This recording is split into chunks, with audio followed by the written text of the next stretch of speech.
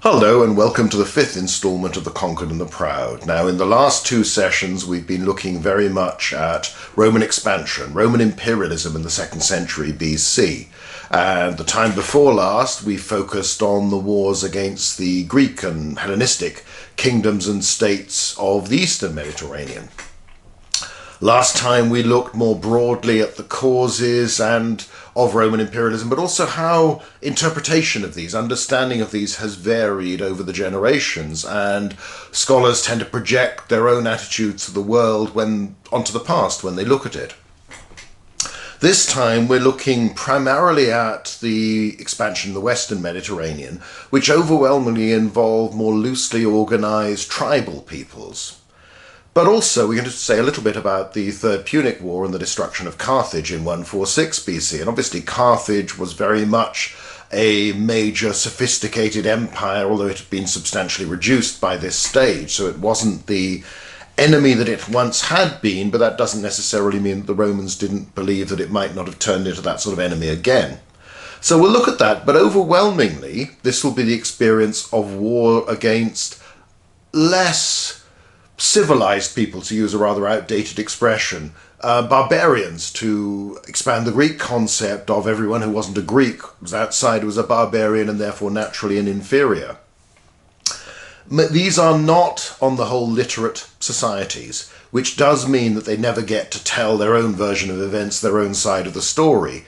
And some of the stereotyping that we'll experience when the Romans are talking about Gauls or Iberians or Celtiberians or Lusitanians or Ligurians, or at other times Thracians, Illyrians and the like, has a lot to do with stereotypes of savages, of barbarians, of warlike peoples, though it can be used, and this is something we'll discover as we go on as well. It isn't always a simply negative thing.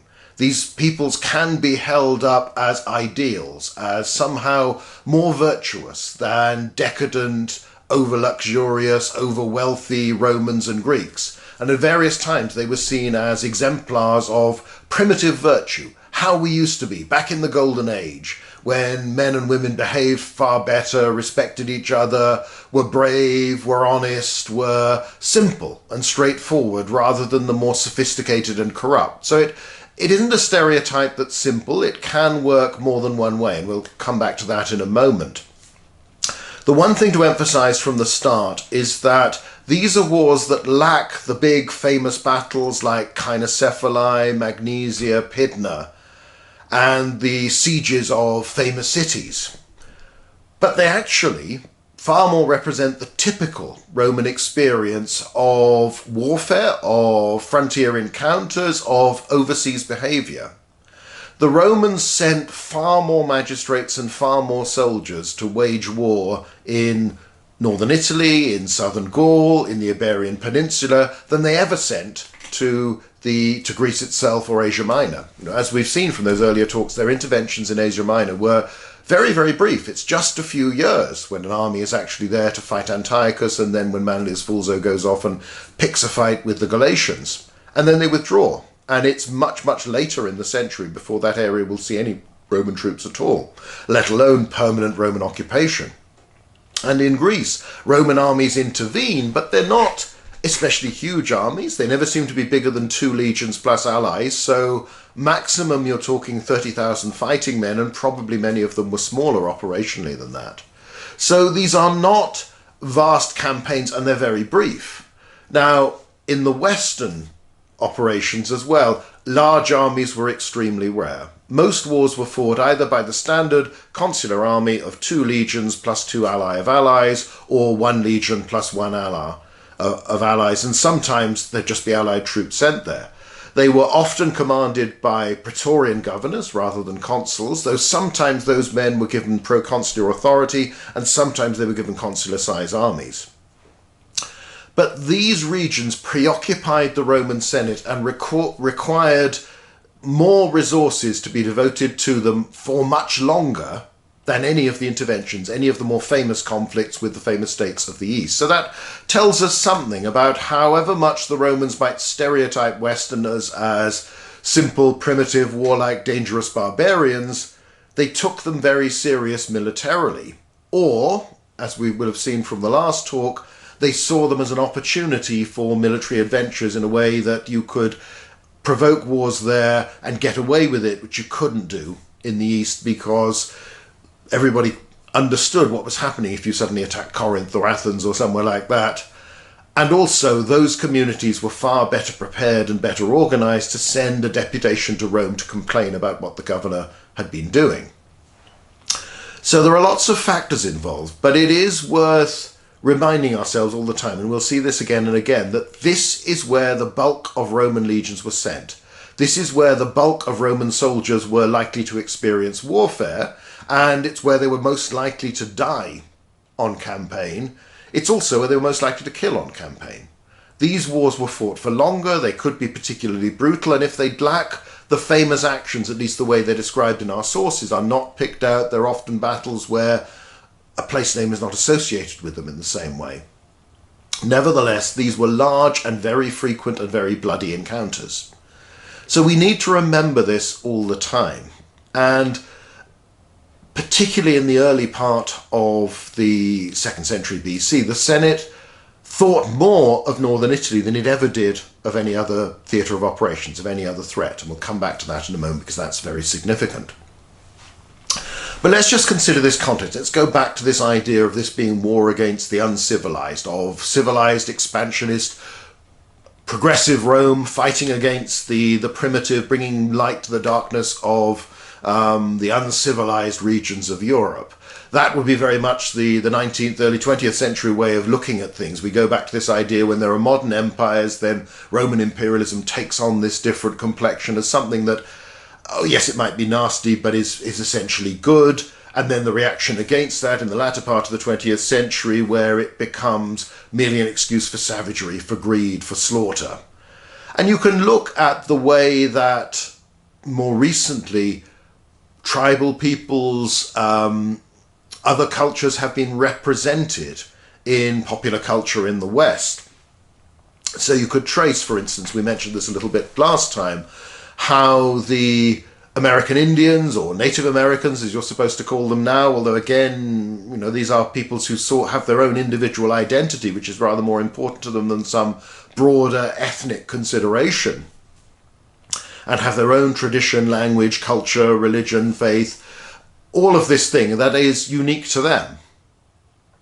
You could see how they've been depicted in various westerns compared to the reality. You know, again, look at this photograph of Geronimo and some of his warriors. Often Hollywood has produced a rather more dramatic looking enemy. You know, generally they cast an actor who's better looking than the real Geronimo to play the part. But that doesn't mean he wasn't dangerous. And, you know, Cochise and Nana and all these others were extremely formidable and successful warriors. They may have been other things as well, but when they're depicted in westerns, they tend to be, for a long time, they're always the enemy. Though in some westerns, again, that's done rather more subtly and there's considerable respect. But you have, you know, the John Ford mass charges of Apaches all firing Winchesters and rolling over Henry Fonda and his lads in a mass charge that's sort of a vaguely reminiscent of Little Bighorn, but done on almost a bigger scale. And it's great cinema. It's not the way campaigns tended to be fought in that area. It's not the way that the Apaches operated. But nevertheless, it's cinema. You can go through the times when the enemy, the Indians, whoever they were simply cannon fodder to be mown down by the heroes in great numbers. Or you can have the reaction, the 60s westerns, the 70s westerns, you know, the exaggerating the other way, where cavalry become monsters, as in Soldier Blue, or even, you know, the incompetent of the useless group of people who turn up in Dances with Wolves near the end. You know, and you think, well, they're not really organised or trained to do anything much at all. The truth is a lot more complicated, and there are aspects of truth in all of these films, in that there were cases of atrocities on both sides, there were cases of great bravery, great subtlety, but also consideration on both sides as well. Any clash between differing cultures on a frontier often leads towards friction and conflict, and if they both want the same thing, or places that are in that have things that both of them want, then clashes are extremely likely.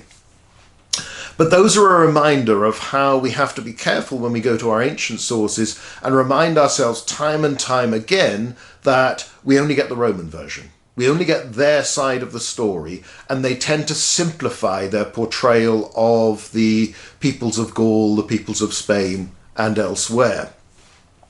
You could again look, you have these stereotypes of particularly the Gauls or later the Germans. They're all very tall, they're very blonde or red hair, they've got flashing eyes, they're incredibly brave, but often insanely so.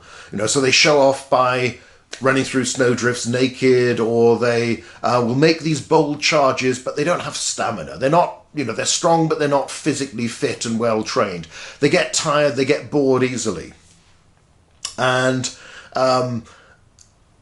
in the end, good Roman discipline, we may be smaller, we may be little, but we're better equipped, we're more organised, and we obey orders, and we're tougher. We'll keep going for longer, and we'll beat them in the end. As long as we realise that you shouldn't be frightened of them, we can fight them, we can beat them. So you have these stereotypes where all the barbarians are huge, all of them are ferocious, they're always aggressive.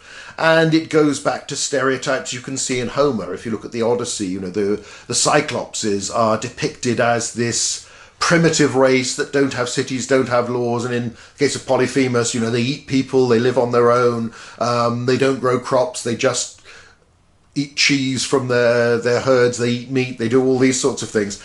All of these stereotypes, these topoi, as we might call them in the business, these themes, these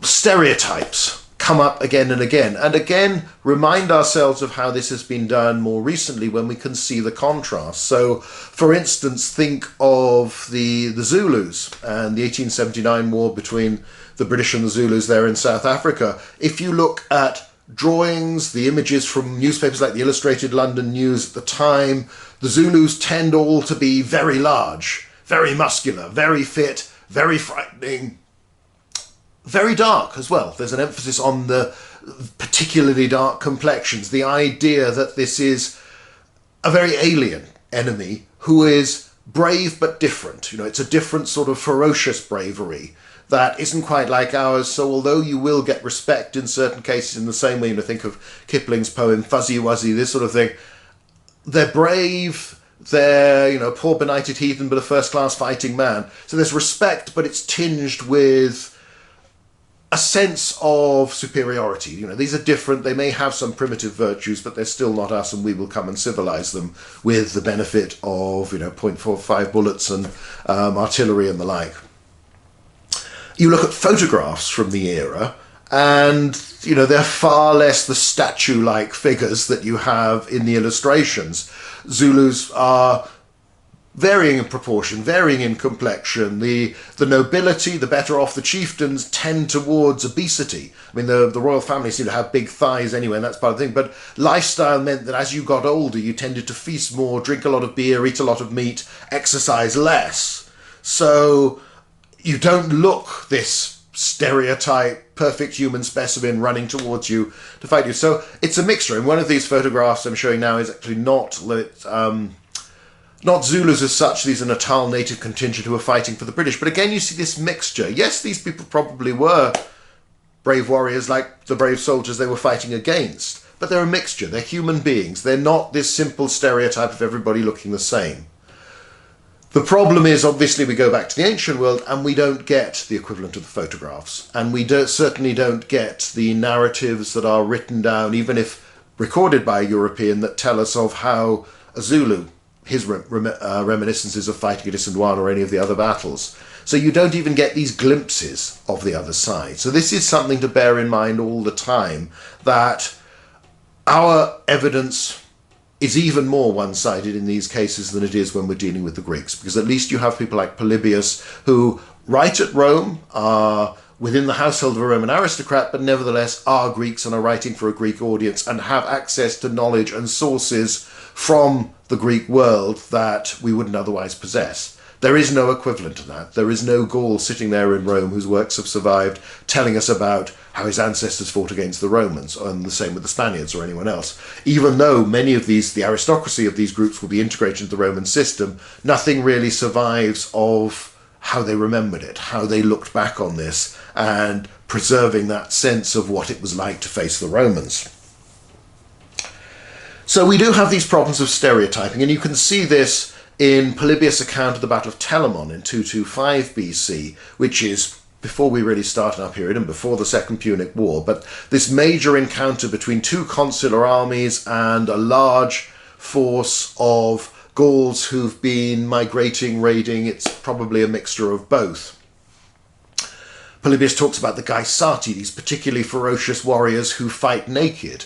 And you can get a sense of just how this is an outsider's view, because he explains this nudity as if you were running through a thorn bush, you wouldn't want your cloak to snag on any of the thorns, so therefore it's better to do it naked. So, you generally feel this is the belief of a man who's never run naked through thorn bushes or even thought about it in a serious way.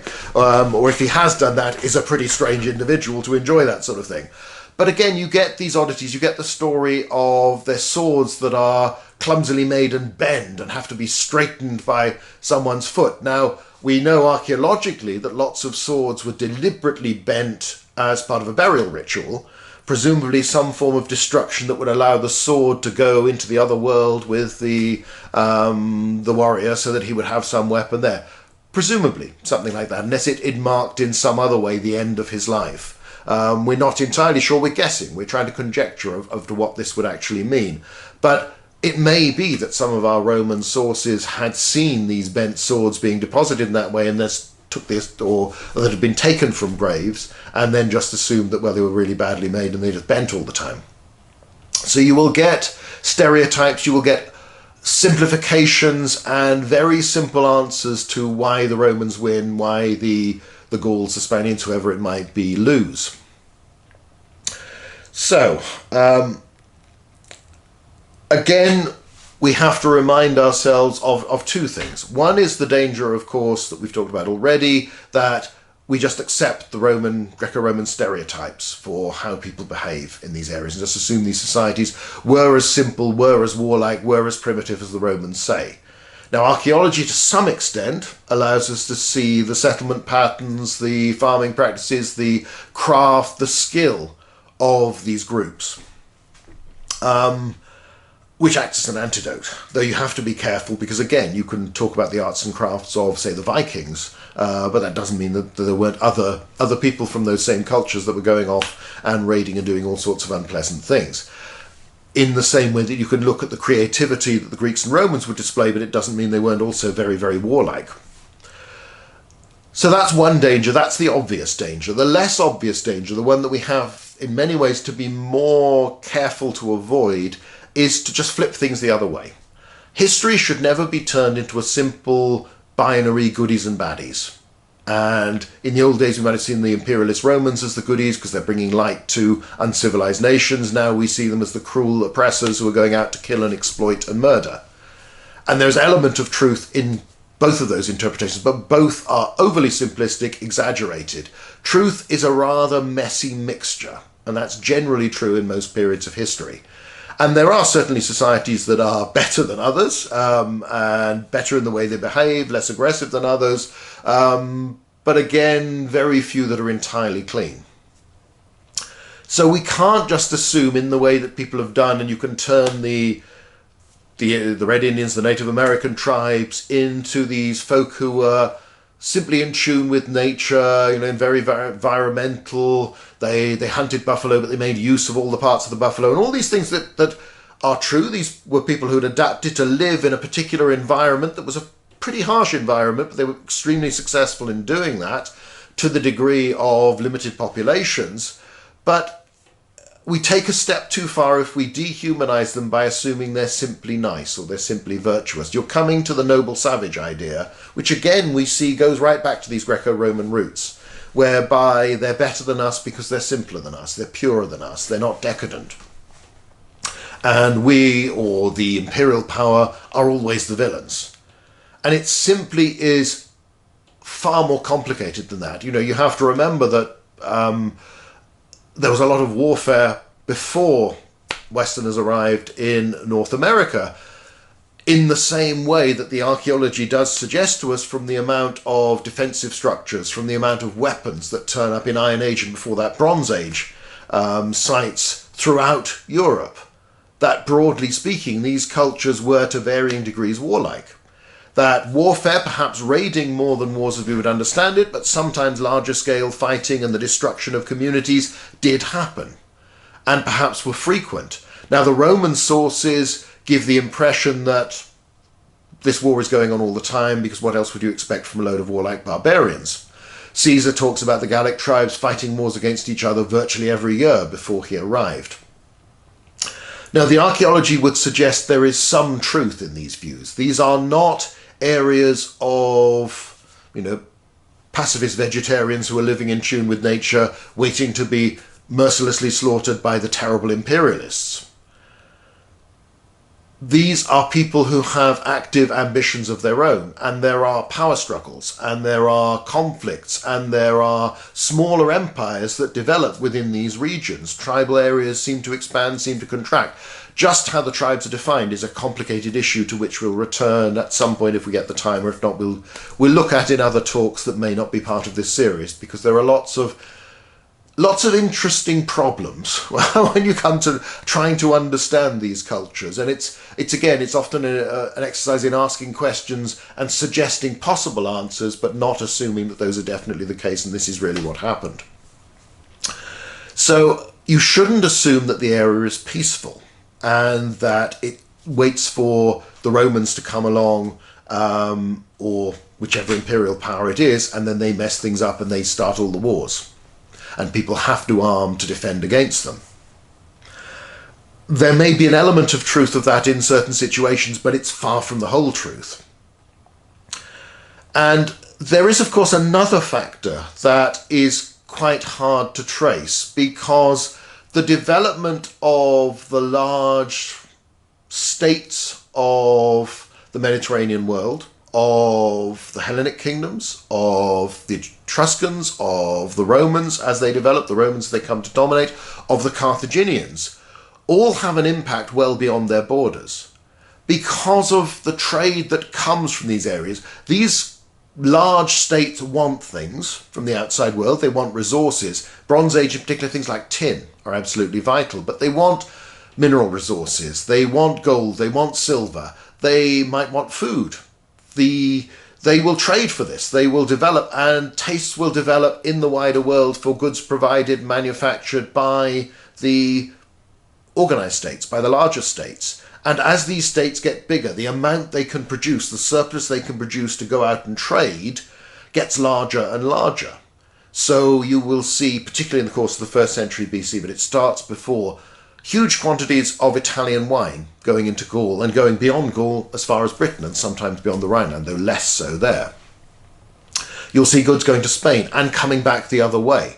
There is evidence for a good deal of trade before the armies ever arrive. Now, the Carthaginian Empire had this huge emphasis on trade based around the surplus of crops that Carthaginian agriculture could produce, and that the Carthaginian presence in Spain, further along in North Africa, in Sicily, in southern France and elsewhere, has changed the nature of these societies. As these new economic pressures come in and opportunities, you can become important by selling things to the merchants, the representatives of these new powers that they want. And that might be minerals or having access to them. It might be manufactured goods. It might be swords from Spain. It might be slaves. It might be a particular form of animal product suddenly becomes more valuable than it ever had been before. Now, this can be a stimulus for increased competition and warfare within the societies that already live there. So the impact of these organized states that will become imperial powers can sometimes be felt before they actually arrive, before there are boots on the ground, and can make existing cultures less stable. And this is something that we can glimpse archaeologically, but is very hard to trace. And it's certainly something you would see in the 17th, 18th and 19th century expansion of the European empires, that they would have an economic impact long before they arrived as a military force that would distort the balance of power, the politics, the ambitions of cultures that were already there, and might make them more warlike. So there's always the possibility that some cultures seem very warlike because by the time the Greeks or the Romans or the Carthaginians arrive, other factors have made them that way, or have greatly exaggerated a tendency that was already there. So again, imperialism isn't simple, and it isn't a one-way process. Lots of people are contributing in their different ways and moving it. It's a mixture of all these factors coming together that leads to these conflicts, leads to these conquests, leads to these empires, or not in some cases. So that's the broader background. There's lots of things we need to consider, partly building on what we've talked about before, but also to look at the contrasts where they seem to be with Rome's behaviour in the East, something we talked about a little bit last time, but we need to test now, and also the similarities. So again, coming back to a more, we're not going to do a full narrative of what's going on, but more discussion of Roman behaviour in these different regions and what actually developed and how it happened, allow us to test some of the ideas we've talked about before.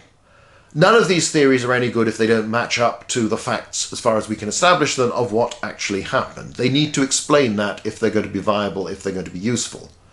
So we need to look and consider as we go along. So try, if you can, to think back to some of the issues we've talked about before. I'll highlight some of them, but others, it's just useful if you can bear those in mind. So let's look at things regionally for a start, and let's begin with the closest frontier that 2nd century BC Rome possessed, and that's the one in northern Italy, against Cisalpine Gaul. That's mostly at first Gaul north of the area north of the River Po, that part of the Italian peninsula, and then pushing ever further north. You also have on the western side Liguria, which we'll talk about a little bit in a moment, but let's focus on the Gauls first of all. Now the Gauls were one of the bugbears psychologically of the Romans for such a long time, going back to that 4th century BC destruction of the city, the sack of the city, paying the Gauls to go away, of 390 BC. And, one of the reasons Caesar can write with such enthusiasm about what he will do in the 1st century in Gaul is because he could take it for granted that most Romans would accept the Gauls and all northern barbarians as probable enemies, if not natural enemies. These are people you really have to watch. They're dangerous, they're barbaric, they're different, they're scary. Now, the difference is that at this stage, they're also pretty close to Rome, and they're certainly close to lots of Roman territory. So there is a desire for land, for settlement for Roman citizens, but also Italians and Latins in the north of Italy. As your population increases, trying to keep enough people within that sort of broad middle class that can afford a farm of their own, can support their own family, and provide the backbone of the Roman army, both in its citizen form and its allied form. These people need farms, they need land. One of the most natural places to take this is in northern Italy, and this is the only area for most of the 2nd century BC where colonization is a major factor. Habitually, colonialism is one of those forms of abuse used today in all sorts of inappropriate situations. It's just, if you label something as colonialist or colonial, it's equivalent to fascist. It's bad. That's what we need to say. It's bad, it's evil. I don't need to justify what I'm actually saying or explain it. That's simply bad. And obviously in the American West, the big confrontation, the reason for all of this was that desire for land, for settlement from immigrants coming in to America, but also the burgeoning population of the East Coast. You needed something to support yourself. You needed that opportunity. There was this vast continent to explore, to develop, to build upon. And again, comes back to stereotypes where in the older films, in the John Ford film like The Searchers, you get that marvelous sense of the isolation of these ranchers that put down their plot of land and claim it in, as far as they're concerned, the middle of nowhere, and as far as they're concerned, make something from it. And they will be followed later on by the churches, by the schools, by the villages, by the towns, by the civilization that does, of course, develop. It's that the speed with which the American West is turned into part of the United States and developed into a modern and 20th century economy as it will become is remarkably quick. So you can see what happens when you have that pressure. Lots of people want land, and whatever the government feels, they have to answer to a rather more influential demographic that wants that land rather than the peoples who already occupy that land and live there or pass through it. In the case of some of the nomadic groups, they don't have much of a voice. Politically, they're far less significant, so you start to treat them in a way that you couldn't get away with other groups, but you can do this. In northern Italy in the 2nd century BC, particularly the early decades, there is a very similar pressure on the Rome Senate, on Rome's leaders. There are lots of Italians, there are lots of Roman citizens craving land, desperately wanting a farm of their own, desperately wanting a chance to raise a family, make wealth, make something. And your perception is that there is land there in northern Italy occupied by people who don't know how to use it properly. You know, they're just a load of uncivilized barbarians, and they're Gauls anyway, they're enemies, we can't trust them. So there is this pressure to exploit this land, to make your wars lead to the confiscation of territory that can be carved up into farms. You can establish colonies that will act in two ways. They'll provide a livelihood for your citizens, for your allies, that will allow them to become respectable and contributing members of society, not simply in terms of the general prosperity, but also in raising the next generation of Rome's legionaries and allied soldiers. But also you're establishing colonies that have a defensive element. These cities that you will establish, like Cremona and others in the north, Placentia, these are places that earlier than other areas are likely to be walled and defended, and that include a significant number of citizens. Many of the early settlers will be comparatively young men who have military experience and are perfectly capable and willing to fight again if necessary. So they're also reduce the amount of permanent garrisoning you need, because effectively the settlers you put down there form part of that defensive structure. So conditions here are rather different. And you're also dealing with a disunited neighbour. The Gauls are divided into tribes and other groupings. It's very hard for us to understand fully just how identities worked amongst many of these groups. You know, did you see yourself as one of the Boii? Did you see yourself as belonging to a particular clan that might be a subgroup within that larger tribe? Did you see yourself as sworn to a chieftain, a prince, a king, but a high king or a lesser king? There are kings at various levels. There appear to be some that, broadly speaking, or often two, that will unite a larger tribe. There are other kings that are kings over smaller areas. There are various chieftains. We come across lots of these people who are named collectively within our Roman sources, but also occasionally individually appear within them. So there is a degree of political unity, but it is far less simple than the political unity of, say, Macedonia, or the Seleucids, or Ptolemaic Egypt, or Carthage, or a city like Athens, or even a league like the Aetolian League. There is far less permanent political structure and a sense of clear succession of leadership from one to another. It is fairly clear that the Romans do get confused when they're dealing with these groups. They don't always understand the internal politics, and that's reflected in our sources. And that problem that, as I say, comes back to this, we never get the Gauls telling us how they thought of themselves. You can guess that when they saw a load of Romans coming out, seizing your land, carving it up into farms of their own, that you weren't too impressed. And it is very clear that a lot of the friction, a lot of the causes for war begin with attacks on the Roman colonies. And okay, on the one hand you could say, well, they're the Romans that are most exposed, most vulnerable, but also the probability is that you do see these people as the thieves who've come in, stolen your land, treat you like dirt, and just who are these people? Why should they be allowed to get away with this? So there's a lot of hostility to do with this over land in a way that you do not get at this period on other Roman frontiers, and you certainly didn't get in Greece or anything like that. There are no Romans desperate to go out and be given a farm in Greece. And also the Romans feel more restraint because they're dealing with allies in those areas and they're not going to take land from them. So they treat with far more respect those communities they deal with than they do the tribal peoples, the Gauls of northern Italy. The impression we get is that there are some, it's not a lack of institutions within these things, it's just that they're a little bit different. They don't quite fit the Roman model. But it does look as if some of the higher kings, the senior kings, were probably elected and chosen and that same might be true of war leaders. The two might coincide or they might not. So there's an element where they're not so different in other respects from the Romans who are sending out their consuls they've elected to command armies. But it does mean that it isn't simple when you're dealing with the peoples of this area. You've got to talk to lots of leaders. There isn't one man like Antiochus the Great or Perseus of Macedon that you can defeat or you can open negotiations with, agree a treaty with, and then everybody in the area respects that. There is not unified political control in that way. Instead, you have to deal with lots of different leaders. And if you defeat one tribe, it doesn't mean the neighbours are going to just say, oh, yeah, fair enough, we better make peace with the Romans. And if you make a treaty with one tribe, the others might ignore it. The others do not feel bound in any way. Why should they? It's not part of their structure. Now, in many ways, this is even more pronounced amongst the Ligurians. With the Ligurians, we never really get the names of any chieftains at all.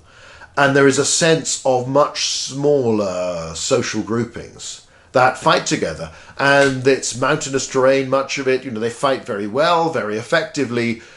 They have to be defeated by each individual group again. So everything here is more complicated. On the one hand, that's an advantage for the Romans, and it means that the enemy are less united. So it takes more of an effort for the Gauls to get together and the different tribes to join together and form a big army. Now, that's good in the one sense, in that means that they don't form such a big army that's going to be so dangerous. It's bad in the other respect, in that if you can find a big army and hammer it, then maybe you can win the war, as you do by effectively winning the Macedonian and the Syrian wars in one or occasionally two big battles. That's not possible. So it tends to make conflict more prolonged, more complicated, and this is reflected in Roman commitment to the area. Now, another thing to remember, and this is something we'll come back to when we look at the Iberian Peninsula, is that not so long ago, when you're looking at the immediate aftermath of the Second Punic War, the Romans will go to war in Cisalpine Gaul and against the Ligurians pretty much immediately. And they will continue to do so. Far more consuls go to northern Italy than anywhere else in the first 20 years of the 2nd century BC. And there are plenty of occasions when both consuls are sent to that area. We've already come across one when we were looking at the Second Macedonian War. If you remember, Flamininus was negotiating with Philip V of Macedon because he thought that he was going to be replaced when his 12 months of office expired. In fact, the Senate sent both of the new consuls to northern Italy, and they prorogued Flamininus's command, made him proconsul, so he broke off negotiations, continued fighting the war, won the Battle of Cynocephalae. But the fact that he was concerned shows that this is the ambition, the individual ambition of a Roman politician overriding his wider sense of what's best for the state, because he's trying to finish a war that he knows isn't really won early so he can get the credit for doing that and somebody else can't come and steal his thunder. But also that sense that, well, actually our real danger, where we're worried, is not Macedonia, it's northern Italy. And bear in mind that one of the reasons they give, how they persuade the reluctant assembly to vote for war against Philip V of Macedonia, is saying, well, he's only the other side of the Adriatic. Look what Hannibal did and landed an army in Italy. Look how much trouble he caused, how much devastation. We only just beat him by the skin of our teeth. Remember, the Gauls, if they choose to mass a big army, which occasionally they do, they can come south and they can walk to Rome. They are not far away. And there are other big settlements much, much closer. So they are a much more immediate threat. And this is a threat that's been reinforced and stirred up by Hannibal. Hannibal, of course, famously came over the Alps, comes down into Cisalpine Gaul. He defeats the Roman at Ticinus, then the Battle of Trebia. By the time he's at Trebia, he's recruited a significant number of Gauls as allies. More will join him. Quite a lot of Gauls join Hannibal, and they'll serve with him all the way through, even though he never returns in person to northern Italy. However, the tribes of that area were already fighting the Romans before Hannibal came along. That's why there was a Roman army for the consul Scipio to take over after his own army had gone to Spain. Another had been committed that year. When there's this big war with Carthage, there's still a 2-legion consular-size army, though in this case supposedly going to be commanded by a praetor, that's sitting there in northern Italy because you have trouble. There is again this friction over colonization, over settlement, over land in northern Italy. And the Gauls will fight on their own account, loosely allied with Hannibal, but they are fighting against the Romans because they see the Romans as enemies and will continue to do so throughout the Second Punic War. Most notably, within weeks of Cannae, another Roman army, this one much smaller, but nevertheless significant army of a couple of legions, with a praetor in charge, is massacred by Gallic tribes, and the praetor is killed, and supposedly his skull is taken and cleaned out and used as a drinking vessel, gilded and used as a drinking vessel, or perhaps a sacrificial vessel, by the tribes as a memento of their success. And again, while we might be careful with the stereotypes of savage Gauls, there is good archaeological evidence for human sacrifice, and particularly for headhunting among the tribes as a form of establishing status, of taking trophies from the enemy, of proof of your virtue, of your valour, and to frighten them. And that's something that you'll see reflected. There are stone-built Gallic temples in Provence, Gallia Narbonensis, with niches in the walls where skulls were set. You have Greek travellers in the 1st century talking about bringing out their head or the skull collection to display. And of course you have it in the Irish literature, the Toyn and the Ulster cycle and these sorts of things. These traditions go on. There's no reason to doubt it because there's abundant evidence to back it up. So the Gauls are dangerous enemies and they will fight, and when Hannibal quits, they don't see any reason to quit, because again, this war predates the arrival. Hannibal was a useful friend to have. Good, he's fighting the Romans. My enemy's enemy is my friend. Some of us joined him. But we're not fighting for Carthage. And when Carthage gives in, we're not going to, because these Romans are coming and they are stealing our land. They are our natural enemies. So the friction continues, and for about 20 years, there is frequent conflict up here, and it doesn't all go the Romans' way. They do win most of the big battles, but there are small defeats. There are sticky situations where Roman armies only just manage to escape by some cunning manoeuvring. One thing that is worth noting is that even though this is a Roman army or Roman legions that are formed with many very experienced officers and some soldiers who've come through the cauldron of fighting Carthage in the Second Punic War, there isn't an inbuilt natural advantage of the sort you see Caesar's legions possessing against their Gallic and their German enemies in the 1st century BC. The Romans expect to win, and they generally do, but the advantage is less marked, it's less clear, and there are big risks involved in these campaigns. And that's why the Senate devotes so much resources. And they do send an awful lot of soldiers, an awful lot of commanders to campaign in this region. Over time, they will make progress, but it depends. These are essentially the Romans win here. This is somewhere where you can argue where they are pouring in the resources and they overwhelm the Gallic tribes, that area, because the armies that are sent here and the resources are big. And again, it's convenient because you don't have so far to go. And these are wars that can almost be fought in the old pattern where the magistrate goes off, he spends his 6 months or so campaigning, and then somebody else takes over. And, the army can be easily supplied. So this is war fought on your doorstep, which has a fear element in that if things go wrong, then the enemy are really close and can threaten your key centres, but also the advantage that it's very convenient for you to fight.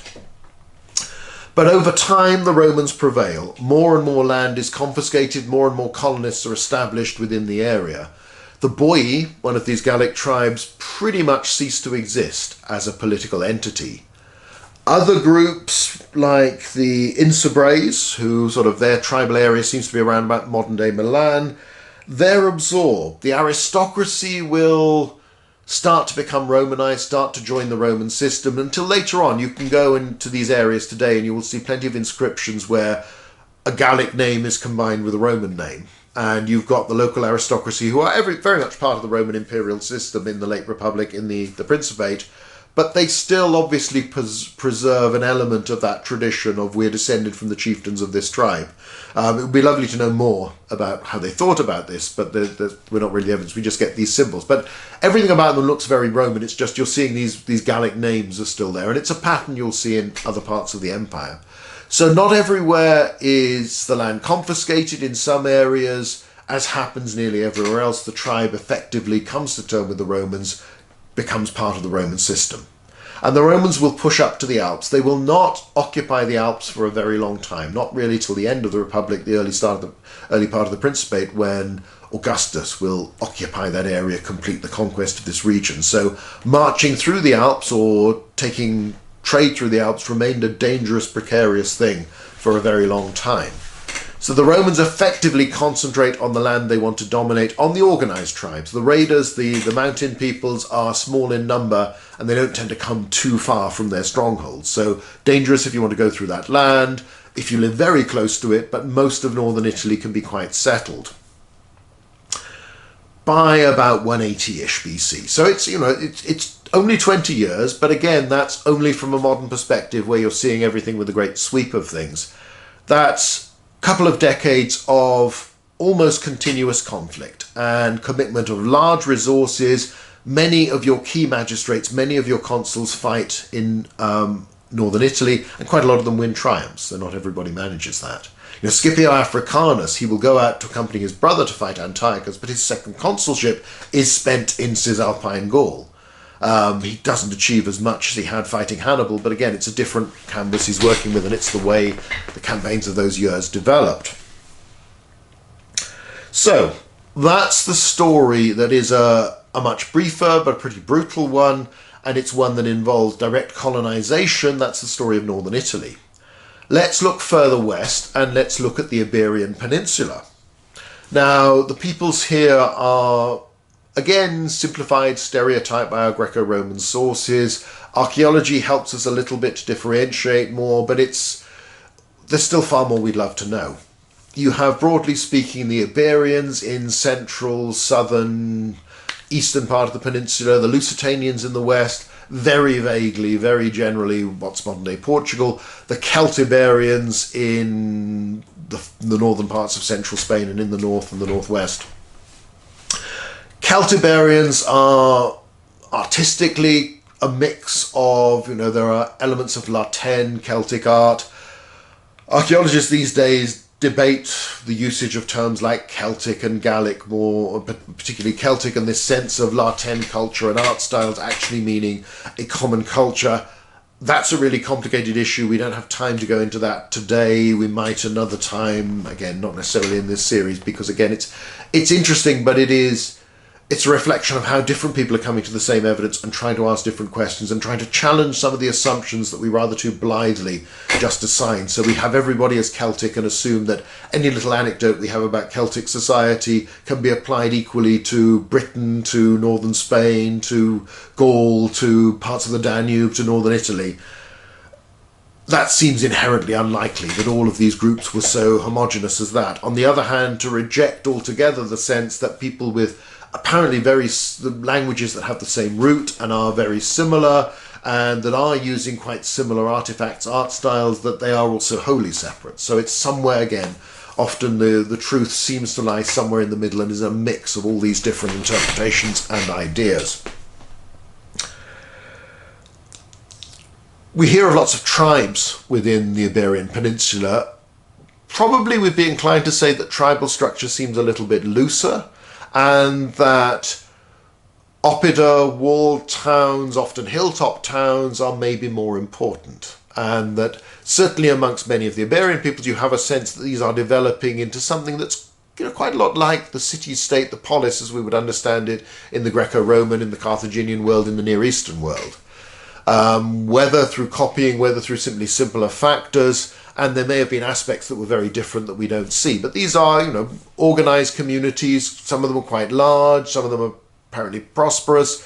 They are keeping records, even if they're not, there's no literary tradition certainly that survives. And records are probably, involving use of other people's alphabets, languages, that sort of thing. Again, this is the area where the Carthaginians have had most impact, and where you have Greek colonies like Emporias as well, that's been there for centuries. So that the closer you get to the Mediterranean, the more you're part of that wider Mediterranean trading world, cultural exchange, economic exchange that's been going on for centuries, that is far older than the development of Roman power, and that is linked into Phoenician exploration, to Greek colonization, to all of these things, development of Carthage. So the nearer you are, the more you have access to that, the more you're part of that wider world. Carthage had, in the period between the First and Second Punic Wars, greatly increased its presence in the Iberian Peninsula. Oops, there I am kicking my own tripod. And one of the things they had done was they wished to exploit the mineral resources, so they fought wars of expansion, they'd created networks of different communities as allies. That tended to prompt other communities to ally together to oppose this big new alliance because it was hard to do it on your own. This is then reinforced when the Romans come into the mix in the Second Punic War, and the Romans fight in Spain almost all the way through until they expel the Carthaginians from Spain all the time. And after that, they maintain a military presence because they are fighting against many of the peoples of the area. So they are part of this, and then warfare will continue along those lines. Now, Carthaginian presence, even before the period between the First and Second Wars and that big expansion, has meant that warriors from the Iberian Peninsula have found an outlet for their ambitions, for their aggressive instincts, so that there's been considerable mercenary service as well as the service of allied contingents in Carthaginian armies, as there will be in Roman armies once the Romans become involved. Now, this may be another factor. It's rather like talking about the influence of trade. If someone comes along and starts seeing a resource of an area as its warriors, and will pay people to go and come off and fight for them. Now, some of those people may go back later with wealth, with glory, with prestige, and knowing how to use a sword, how to organize people and fight. Perhaps they're a group, perhaps they're a band. That can disrupt the political setup of those areas. It's partly a safety valve. It's something we talked about long ago when we were looking at some of those quotes early on, where the Romans were resettling people, and you have that comment from Sulpicius Galba where he's supposed to say, well, I know why you've gone to war, it's because your land is too poor to support you, and therefore the promise is we'll settle you on good land so you don't need to fight anybody anymore. You can feed your family without having to go to war, without having to steal. There is an element where you've almost had a safety valve for your population, and particularly your young male population that can go off and can perform military service. So it's again a possibility that the intervention of the Carthaginians and subsequently the Romans creates this demand, or uses this demand for mercenary soldiers, for allied soldiers, probably exaggerates it, increases the number of men who think, well, this is a good opportunity, let's go off and do this, I can benefit from this, and it's a lot easier than working hard on the land or tending the flocks, this sort of thing. But that it disrupts things. It first of all disrupts things because, as I say, people can come back with all sorts of skills and confidence they've learned elsewhere, but also when Carthage is defeated, and when Carthage abandons all its territory in Spain and is no longer allowed to go and hire mercenaries from Spain, what do the warriors do?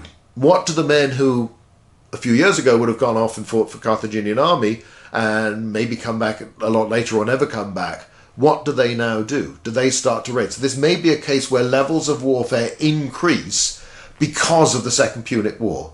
Because the Carthaginians are no longer taking off this surplus young male population, and because at least at first the Romans aren't hiring them if they're not hired by the Carthaginians to fight against the Carthaginians, then there are lots of people who don't have anything to do anymore and therefore turn to raiding, turn to banditry. And again, something we talked about before, once one side starts raiding, and you can look at my talk on raids which goes into this in even more detail, once you start to raid the farms of one community, it becomes harder and harder for them to create the surplus they need to feed themselves and to trade and to buy things. They might be inclined to go off and raid somebody else to make up for what they've lost. So these things can spiral out of hand. So, many of the biggest communities are in the east, in the south. This is the main focus of war, particularly in the early decades of the 2nd century BC. And there are some quite large battles fought against these well-organized and fairly disciplined armies. And, there is an argument to say that the Romans copy the Spanish sword they adopt. They copy there are weapons quite similar in some respects to the pilum that are used by some Iberian warriors. So there are elements where we should not think of these as stereotypical barbarian warriors, Nor should we adopt another thing that Westerners are inclined to do, and particularly in the English-speaking world, is to say, oh, Spanish, automatically guerrilleros. You know, the guerrilla war from the Peninsular War, from Napoleon's intervention, and subsequently that the natural way of fighting is by small bands, by raid, by ambush. And that therefore anybody from the Iberian Peninsula, that's all they're ever going to do. Now this is clearly nonsense. But it's still a powerful idea that mutters away in the back of our minds. And all too often you find scholars falling into this trap of assuming that's just the way that everybody in Iberia fights, because it very clearly is not.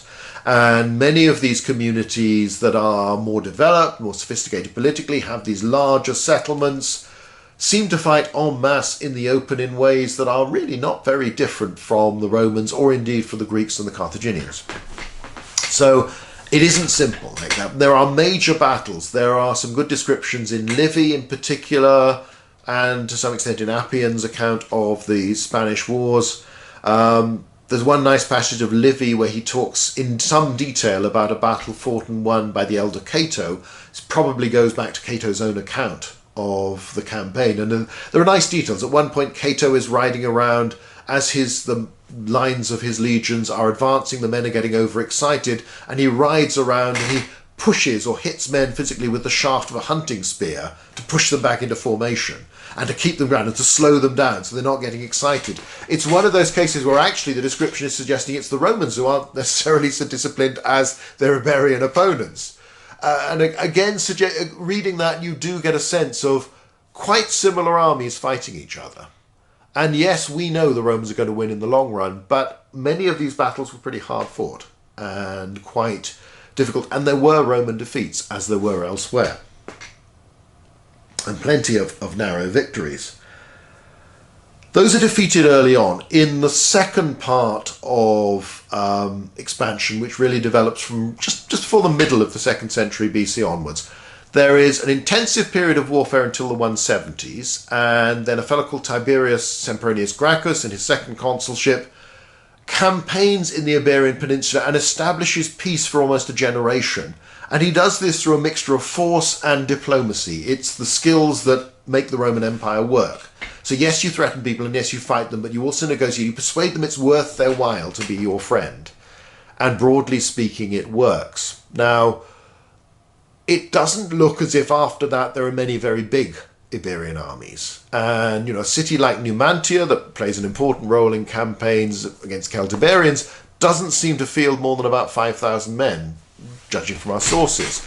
They might ally with others that can make bigger armies, but they aren't necessarily huge battles and huge communities, but there are lots of them who have to be dealt with, negotiated with, or fought and defeated individually.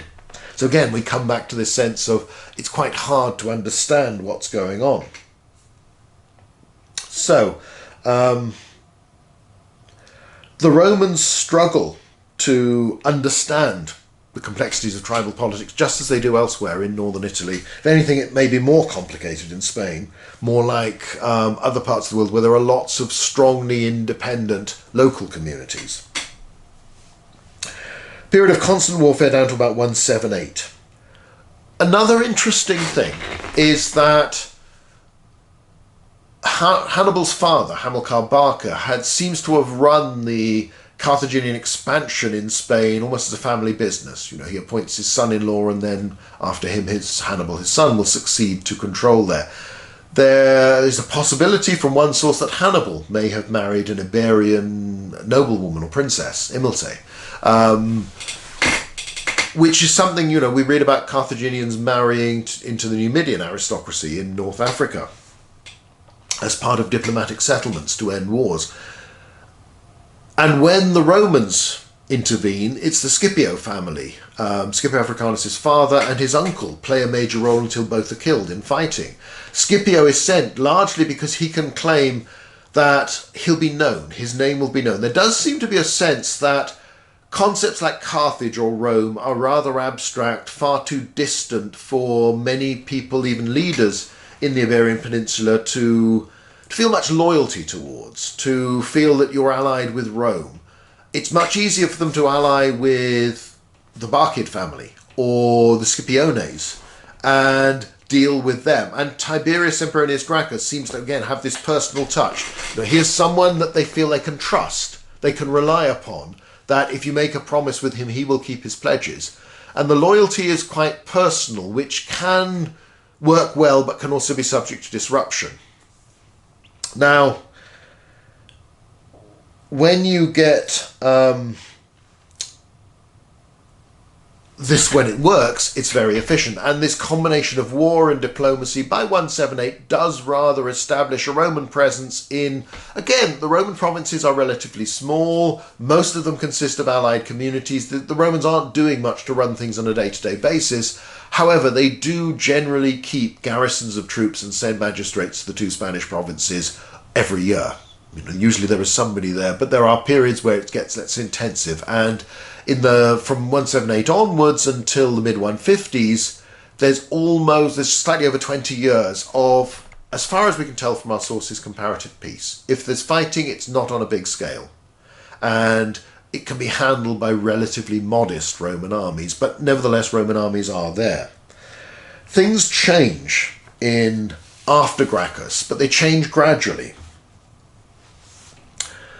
And the Roman system, the way the Romans control these provinces, is through a network of alliances. And these alliances are, well, again, network's probably the wrong word. I should really have said this is lots of individual alliances between Rome and the Iberian community and leader in question. You don't then have lots of alliances between all the different Iberian communities as allies of Rome. This is, again, the Roman system, the way it works. Everybody allies to you. You don't create a confederation of groups, all of them on the same side. So that their loyalty is supposed to be to Rome, individually. But there are also obligations on the part of the Romans that come alongside this. You need to be a good friend. You need to keep fides. You need to keep your faith.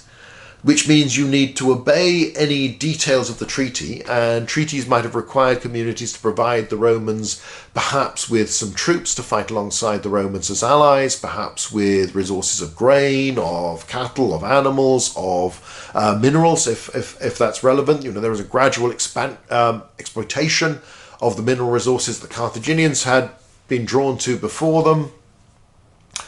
And protection for Roman trade, admission, acceptance that the Roman traders can operate in your area. So you are doing things for the Romans. In return, the Romans are expected to follow the terms of those agreements, but also they are expected to protect you.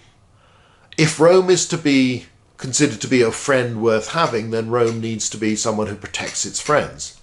And we come back to this development, and it seems to be when the warfare does spark off again, that it starts with raiding.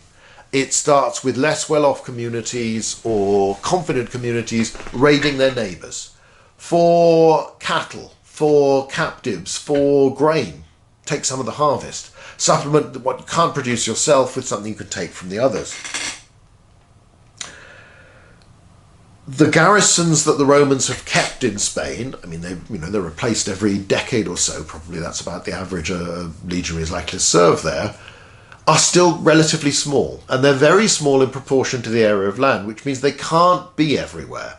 There can't be a Roman garrison, a fortified place everywhere to protect all of Rome's allies, because most of your province is basically your allies, and beyond it along the borders you've tried to get as good relations with everybody as you can by being the dominant partner, because again it's always Rome is the big friend who is worth having.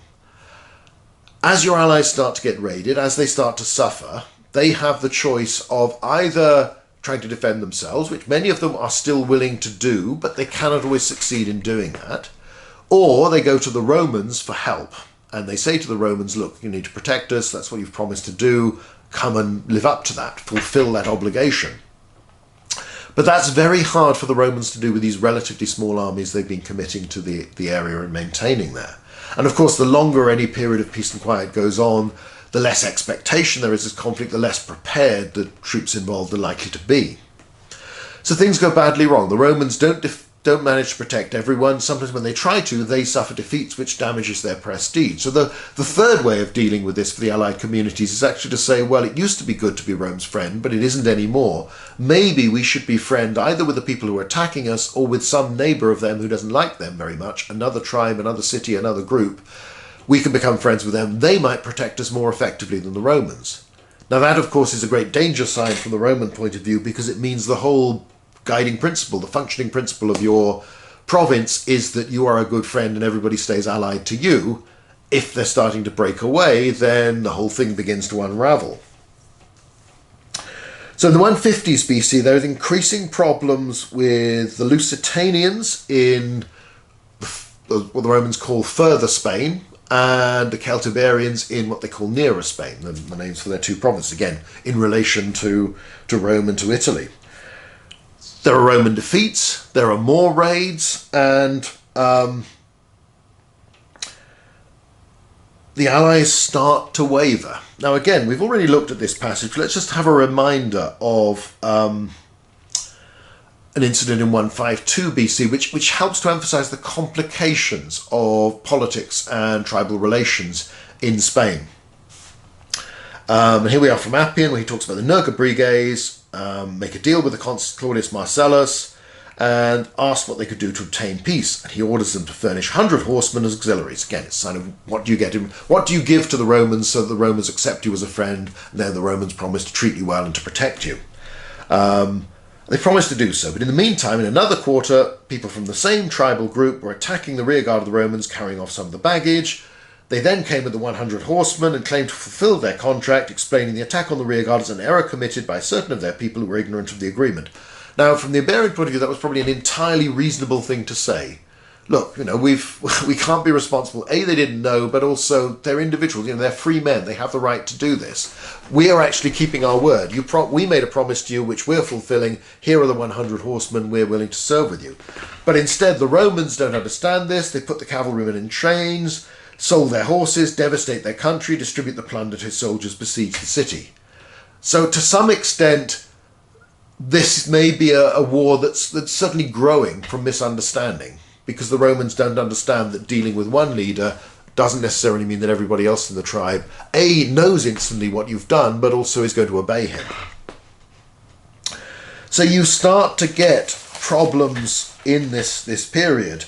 And let's look at another incident, which again I think we may have mentioned before, from 151, a year later, again from Appian.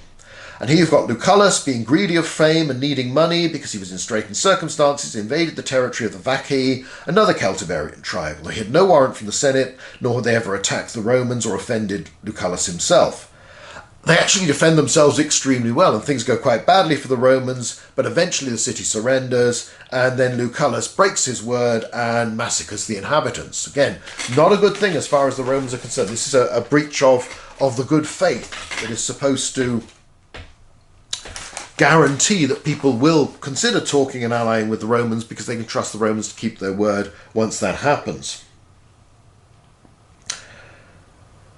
And there's a failure on the Roman part to punish some of these abuses like Lucullus. There's another extreme case, Servius Sulpicius Galba. Again, if you go to the talk on raids and raiding, there's more about him, and we've mentioned him for how he tries to resettle the Lusitanians. He basically goes to this group, says, you've only been raiding because you can't support yourselves. I'll give you land, so come in, lay down your arms, and I'll give you land. And then there'll be no need for war because you can actually support your families. So again, another Appian's version of this. He campaigns in 150 BC, promises to resettle the tribe.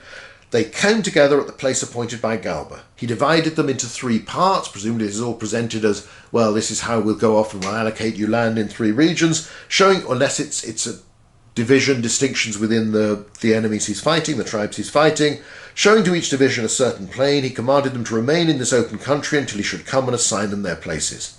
When he came to the first division, he told them as friends to lay down their arms. When they had done so, he surrounded them with a ditch and sent in soldiers with swords who slew them all, lamenting and invoking the names of the gods and the pledges which they'd received. In like manner, he hastened the second and third divisions and destroyed them while they were still ignorant of the fate of the first. So this is one of the nastiest episodes in Roman imperialism, where the Romans encourage a tribe to surrender. Galba had actually been defeated by them. He'd been doing pretty badly in the war. That's why he's willing to negotiate. So he negotiates, promises them land, splits them up, disarms them, massacres them. Some escape, and they will go on to cause the Romans all sorts of problems.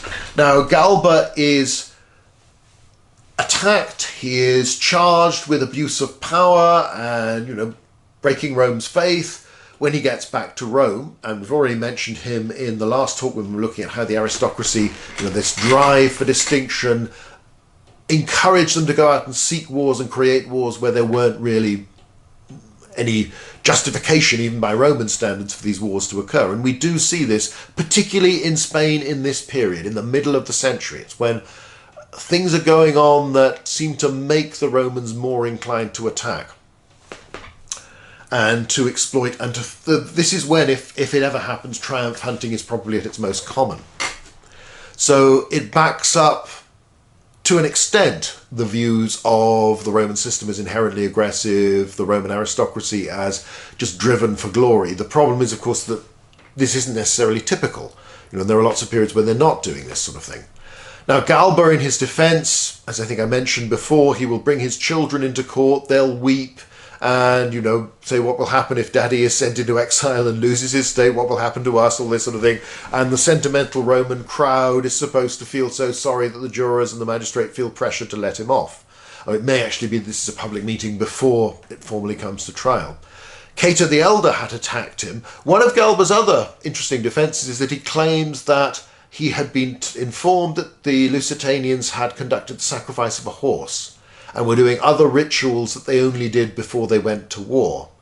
So he claims that, well, I massacred them because they were going to break the treaty, and I knew that they were going to go back on the warpath, so I had to kill them while they were at while they were at their most vulnerable, rather than wait for them to go to war and start killing my men, because I just didn't have things have gone badly in this war, so I'm actually behaving. Now, whether there was truth or not in that is another matter. There are other cases where the Romans had dealt with problems, particularly in Liguria, but also in parts of the Iberian Peninsula, where they had actually resettled tribesmen who'd been fighting against them, given them good land, and that seems to have solved the problem. It's a technique Pompey would later use against the pirates of the Mediterranean. So this is something the Romans sometimes did, and the massacre is not typical. In the same way that the triumph hunting is not typical, but these things did happen, and they could happen within this system. So the Romans don't really punish these abuses, and this is a time when the Roman army is nowhere near as good as it had been at the start of the 2nd century BC. Now, we've mentioned earlier on, in the Third Macedonian War, things didn't go that great for the Romans at the start. And there are minor defeats, there are failures, there are missed opportunities. It's something to remember that essentially the generation that had won the Second Punic War dominates Roman higher command for a couple of decades into the 2nd century BC. And it's Paulus who wins the Second Macedonian War at the age of 60, is one of the last of these men. And you have people like Flamininus, who gets to be consul at 30 because of their distinguished record in the Second Punic War. It's growing up in the school of hard knocks, essentially. They've had to face the Carthaginians under Hannibal, who've defeated an awful lot of Roman armies, killed a lot of Romans. Those who survive had to learn fast and did so, and they keep on learning in this war that goes on for most of their young adulthood. And you have a high proportion of soldiers who have the experience of fighting again in this very difficult environment against the Carthaginians. So in the early decades of the 2nd century BC, the Roman army tends to be very, very good. And it's almost as sophisticated as a professional army. And in many respects, it is more experienced in terms of direct experience of combat and battle and victory than many of those armies. It doesn't have necessarily great siege capacity, and the technical engineering aspects that will come later are not there, but in terms of fighting, it's pretty good. The problem is this is an army that's raised and renewed each year as the Senate decides how many legions will be raised and how many will be maintained.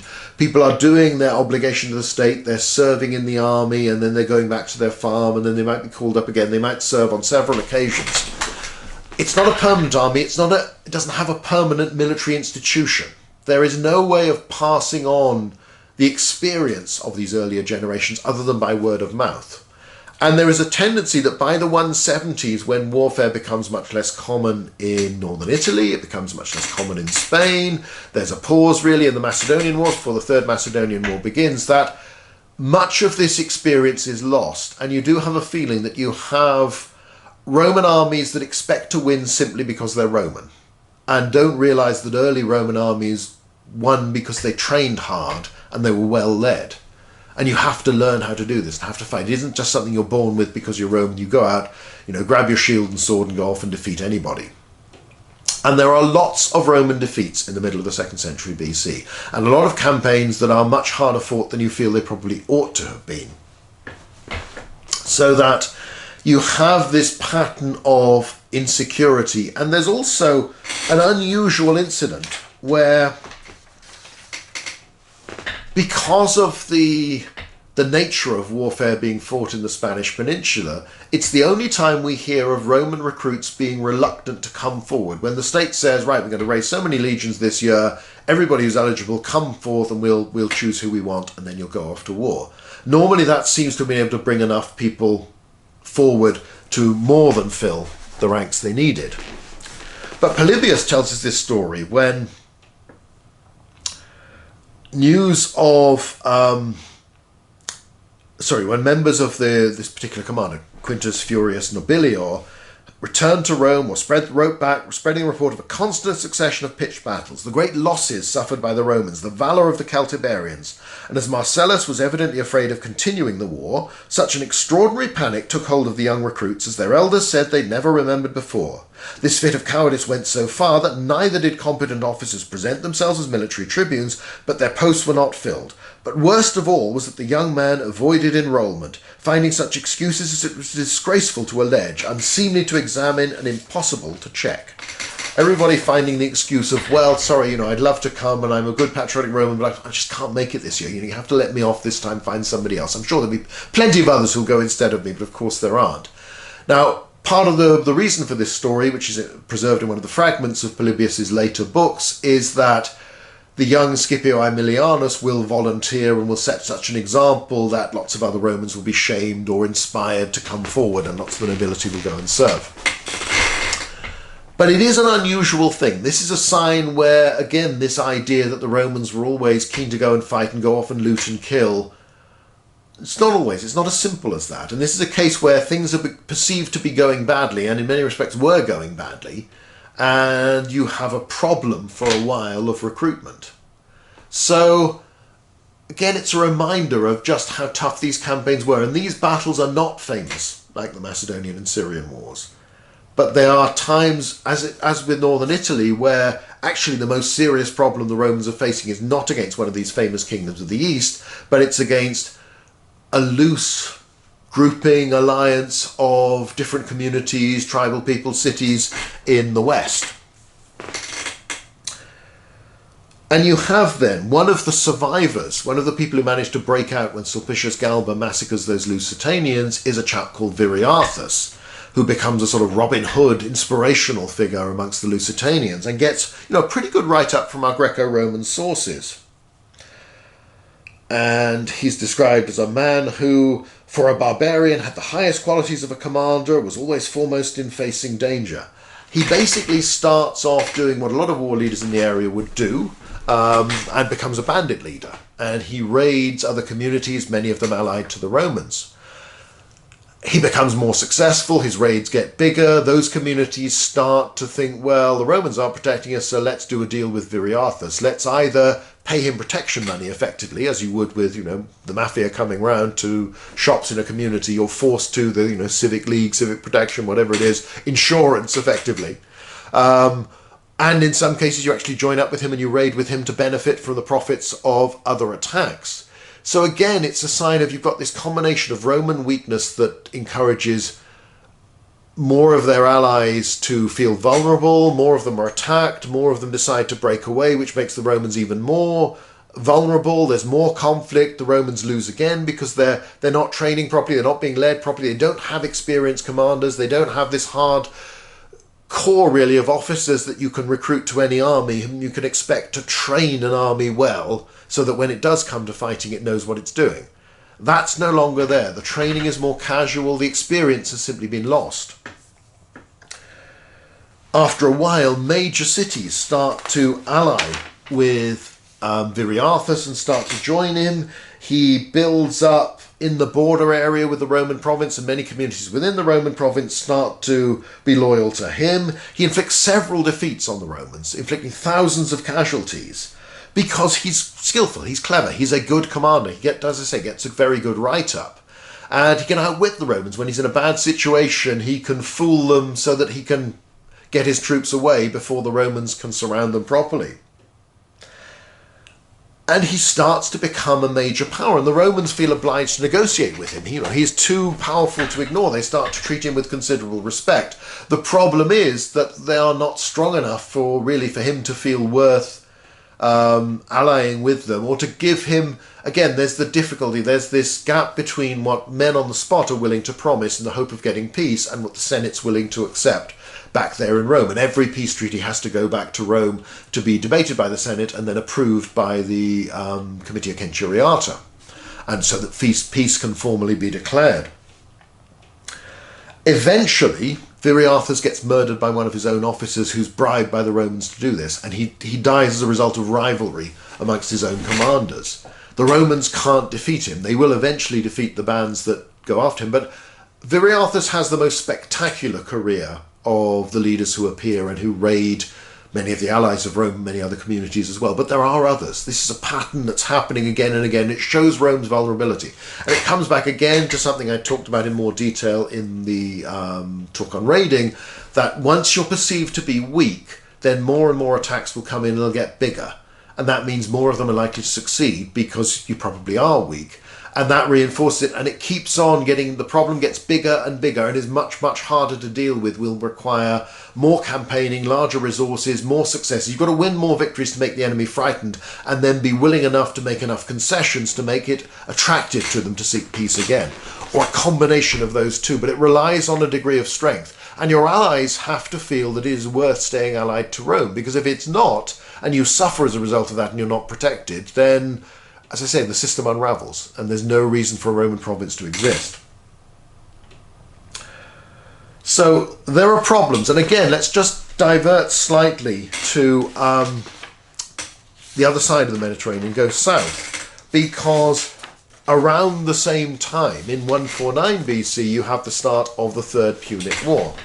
And it comes back to something that we talked about in the general discussion of Roman imperialism, and you can see in the notes to that, there's a very good article by John Rich, that Fear, Greed and Glory, where he talks about some of the other motivations. Yes, there are lots of Romans who want expansion. Yes, there are good things that come from the glory, from the prophets and all this sort of thing, but actually they're not fighting wars all the time, and sometimes they do seem to be genuinely scared. Now, Carthage has lost its overseas territories. It's lost all the islands, it's lost Sicily, it's lost Sardinia, Corsica, it's lost Spanish provinces. However, Carthage is still a very wealthy place, and it seems to frighten the Romans. Now, the Romans went to war largely as a result of Cato's advice. This is from the biography by Plutarch, written in the early 2nd century AD. Cato sent on a diplomatic mission to North Africa to arbitrate a dispute between Carthage and Massinissa, the very elderly king of the Numidians, who'd backed the Romans, switched sides in the Second Punic War, fought alongside Scipio at Zama and helped give him the victory, who's, elderly by this stage, but still extraordinarily vigorous and is still fighting wars and fathering children, and, generally, you feel he was a pretty tough old bird.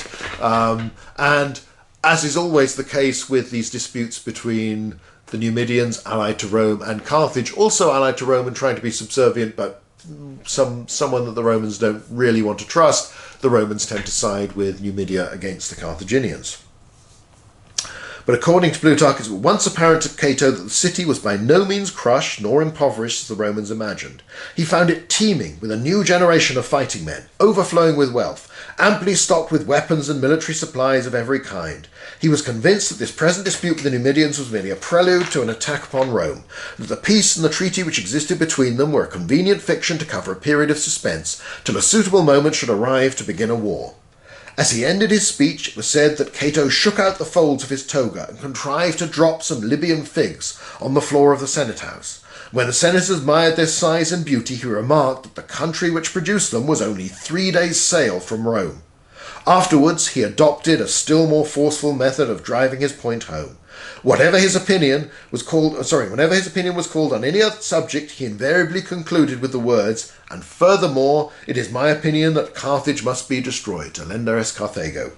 On the other hand, Publius Scipio Nasica made a point of adding the phrase, "and in my view, Carthage should be spared." It's Cato's opinion that prevails, although he doesn't live to see the resultant conflict and destruction of Carthage. Now, it is very clear, and the archaeology confirms this, that Carthage in 150 BC is extremely wealthy. It is still a sophisticated, very prosperous city. The basis of its main wealth still comes from those estates worked by Libyan peasantry who had also in the past provided the manpower for your army, and there's still a lot of them. They've lost territory, but they haven't lost all of it. They still have substantial reserves, they are still very good at farming, they're very organised. Cato, for one, will translate and make use of Carthaginian manuals on agriculture as part of his literary output. So, he's saying these are terrible people, these are enemies, we need to destroy them, but he's also, like a good Roman, learning from his enemies and learning from outsiders. Not too proud to do that. If you look at the big circular harbour, which stands out amongst the remains there today, it has space to draw up a very large number of warships. Now that harbour, what you see today, postdates the Second Punic War. Carthage had offered to pay off its indemnity. The Romans had imposed 50 years of a fine, basically, of every year the Carthaginians had to pay them money to say sorry for the Second Punic War and to show to everyone they were defeated. 50 years, which of course expires just a few years before the Third Punic War. So the Carthaginians no longer have that annual reminder that they are subservient, they have been defeated. And it does seem fair, whether or not it is reasonable, whether or not Cato was right to present them as a threat, from his point of view, he could see a strong, confident, old culture that is very prosperous and that doesn't have a big army, and how busy that naval harbour was is hard to say, but it certainly had space for a large fleet, though perhaps it doesn't maintain one on an annual basis on the scale of the past. Nevertheless, it's got the facilities there for it. It's got very large walls. It is still a powerful state. While for us, we know it's Rome that's going to be the great power, that Rome that's going to be the great empire, it wasn't unreasonable for men like Cato, who were old enough to remember and to have served in the Second Punic War, to think, well, the old enemy's going strong again. And if we don't defeat them now, we may not get another chance because they might get stronger and stronger. And, we only just managed to beat them last time. We might not be so lucky next time. And what reason have they got to like us? Because after all, we're enemies, or we have been in the past. So the Romans will declare war on Carthage. They will use this, they will find a pretext. They will pick a fight. It is very definitely, this is one where the Romans start a war. But also, there is an element where they do genuinely seem to be scared, although other Romans obviously see this as a great opportunity. Wow, think of all the money we're going to be making if we can sack Carthage. In fact, you have the same pattern as these other conflicts in the Iberian Peninsula, as the Third Macedonian War. The Carthaginians don't have a large army. They don't have access to the same great pool of mercenaries that they used to have in the past. They don't have commanders like Hannibal. And yet, in the early months and years of this war, they run rings around the Romans. The Romans suffer defeat after defeat, small in scale, but the Roman army that goes to fight the Third Punic War is a shambles. It's poorly trained, the organisation of its supply is equally poor. All the things that Romans were good at doing a generation or so before, they can't do anymore. They don't seem to be able to, or they don't think is important. They just think, well, we just have to turn up and we'll win. So it ends, even though the war will only last 3 years, there are some serious defeats. There are a prolonged siege of Carthage, which is a hard thing for the Romans to do. Now, Scipio Aemilianus will take part, will make a reputation for himself at the siege of Carthage, at the fall of Carthage, leading the final assault, all this sort of thing. He will take charge because they'll send a Scipio. It's again this family idea. Well, Scipio beat them last time, so even though this man is in fact too young to be consul, we'll make him consul and he'll go off and sort the war out for us. He'll save the day, which he does because he does things properly. He plans things, he organises things, and he will. There are fragments left, or echoes of Polybius' account, because Polybius was present on Scipio's staff, of the brutality of the street fighting that was involved once the Romans had broken in, of the suicides of some Carthaginians in the latter stages, of the plunder. Carthage will be levelled. It will be destroyed as a political entity. It was not sown with salt. That's a much later invention, but it gets repeated again and again. I may even have repeated it in the past, but it's not true. There's no basis for it in our ancient sources. However, as a political entity, Carthage was destroyed, its population transplanted elsewhere, much of it enslaved. And Carthage ceases to exist. So this is a Carthage that to us doesn't look like a major threat to the Romans, but they were scared enough to do this. But also when they try and do it, they don't do it very well at first. And it's this same pattern of Roman mistakes, Roman poor planning, Roman poor organisation, Roman poor leadership. You win in the end because you pour in the resources. And in most of these conflicts, it's just as well that they're not fighting a Hannibal, whether it's in the Third Punic War or whether it's in Spain, that they are able to overwhelm their opponent with greater numbers, certainly in some cases. So you have prolonged fights. I mean, you have defeats in Spain. You have the city of Numantia becomes famous later on. Of course, you've got echoes. It becomes symbolic in the Spanish Civil War and all this sort of thing. You know, it has a place that has a life of its own because of the memory of its resistance to Rome. The Romans send an army out there under a chap called Mancinus, and he gets surrounded, basically put into such a desperate situation that he surrenders his army. The troops are put under the yoke. Now he's the chap who goes back to Rome, having given the Celtiberians a treaty. The Senate say, nope, those terms are far too generous, we're not allowing that. And then Mancinus, who pledged himself as the surety for the treaty, is sent back, dumped outside the city, naked and in chains. When we talked about this ages ago, and we talked about the prestige and how it works with the Roman aristocracy. The Celtiberians don't want him. Eventually everyone gets bored and they take him away again. He goes back to Rome. He is expelled from the Senate, but he will be re-elected. He'll get praetorship again, and he commissions this statue of himself naked and in chains, which he displays with great pride in the porch of his house, so that all guests can see that he was willing to die for the good of the Republic, to give up his own life to torture or whatever the Celtiberians chose to inflict upon him. In fact, the Celtiberians come out of this story rather well, and impressively the Romans do not, because the Romans had got their army back, but they've ratted on the treaty. Again, Scipio Aemilianus, the man who sorted out the problems in Carthage, will go to Spain after a second consulship, and he will be the man who will besiege and capture Numantia. It's a grand affair. There are traces of the Roman siege works of their camps that have been analysed in various ways over the years and appear to show at least some degree of support for an army that's still organised in the way described by Polybius, who may well have been present again himself. It's a very hard-fought campaign, and the Romans have to send a really big army under their best commander, who spends a long time training these troops before he goes and is able to win the war. But again, it's interesting the scale of it all. It's the sledgehammer the Romans have to use to crack this. Not quite a walnut, but nevertheless not a great power.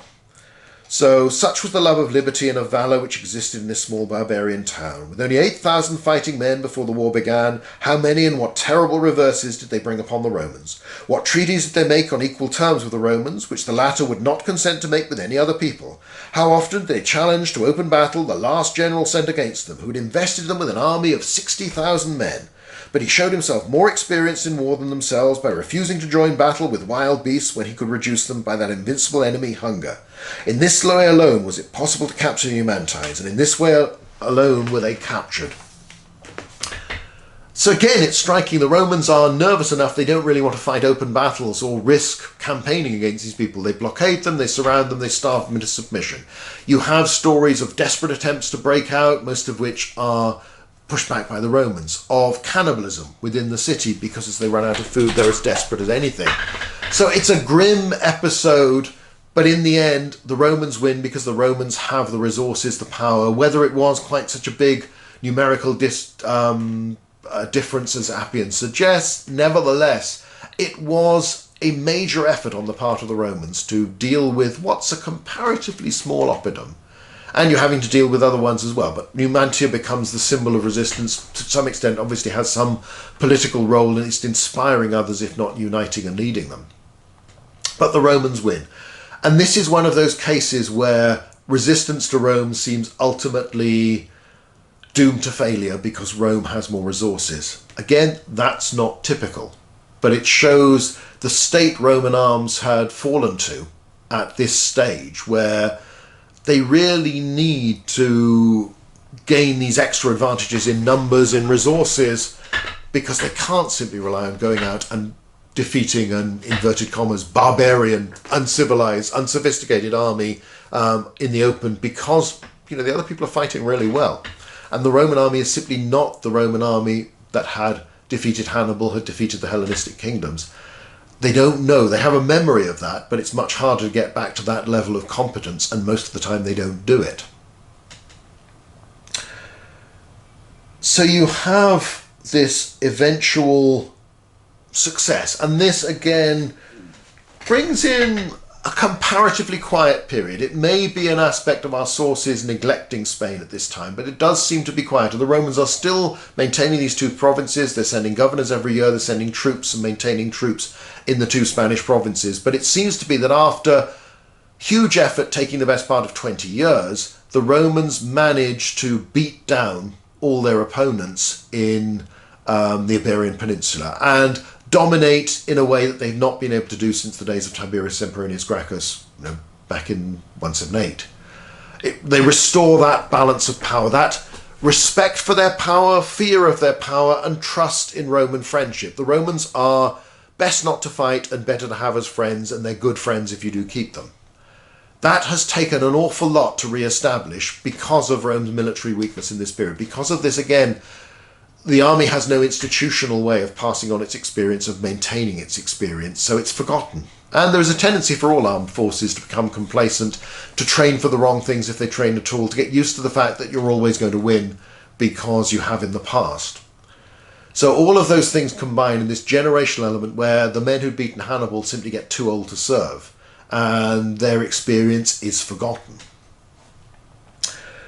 Now, Spain will be maintained. As I say, there'll be less major campaigning. However, in the last quarter of the 2nd century BC, an interesting development occurs when the Romans expand into Gallia Narbonensis. Now, that becomes the first province in Gaul north of the Alps, Transalpine Gaul. And the name is preserved in modern-day Provence in France, and it is basically that area. But what it also forms is a land bridge, a land connection between the provinces in Spain and the provinces of Cisalpine Gaul in northern Italy. So you're starting, it's as if, and this is something we'll come back to, it's as if the Romans are starting to think of, well, we've got all these provinces, maybe we should try and join them up. Bear in mind, by now, they've also got Macedonia as a province. And there is a small North African province as well as Sardinia, Corsica, some of the other islands, Sicily, and a little bit later, around about the same time, there'll be a province in Asia Minor as well. We'll talk about that next time when we look at Roman politics. So the Romans are starting to see, instead of just isolated provinces, each sort of connected by an umbilical cord to Rome, they may be starting to think, well, actually, this is an empire. Perhaps we ought to consider if there are other practical ways of doing things. There are easier ways for us of doing things.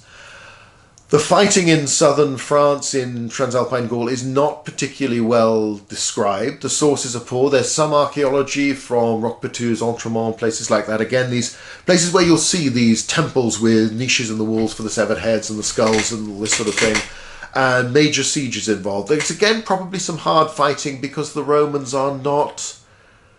Again, they're not the army they had been. But they do succeed. They have the greater resources. They have an alliance with Massilia, the old Greek colony, modern-day Marseille, that helps them, assist them. And there is a mixture of piecing together, as elsewhere. You fight some people and you beat them down, defeat them. Others ally with you. Some of the enemies you destroy. Many more of them you turn into loyal allies. And then you're obliged to protect them against others. So the Roman Empire is developing. So once again, it's a reminder that there are major military commitments for the Romans in the Western Mediterranean. And this is the typical Roman experience. Though again, just because these are not Hellenistic kingdoms, the groups you're dealing with are very different. There are different communities in the Iberian Peninsula. Not all the Gallic tribes, not all the Ligurian tribes are the same, exactly. There are complicated politics. There are things you're starting to understand. But there are more and more Romans who will have spent some time as soldiers or as provincial governors or as officers in these areas. And it's probably this that they think of when they think of overseas service. There are certainly more triumphs awarded in these areas. So that, of course, leads us to the idea of some of the scholars we talked about last time. Well, it's just triumph hunting. And as we've seen, there are instances of this. There are cases where people go out, they want a war, they want money, they want loot, they want glory, so they find an excuse to fight one. And sometimes they win it as well, and they get that credit and that glory, and they get away with it. And they very rarely suffer serious punishment when they go back, although, again, their reputation is affected. Carthage, of course, is a different sort of state, a different sort of culture, but nevertheless it's part of this, but that's a much briefer conflict. Now, yes, there are more triumphs won against these peoples of the West, as there will be in due course against the Thracian tribes and others once Macedonia is established as a province, than there were against Macedonia, against Syria, against any of the Greek leagues. But that's also because there was far more fighting, and you can't simply explain that fighting as the Romans just going out picking fights and wanting glory.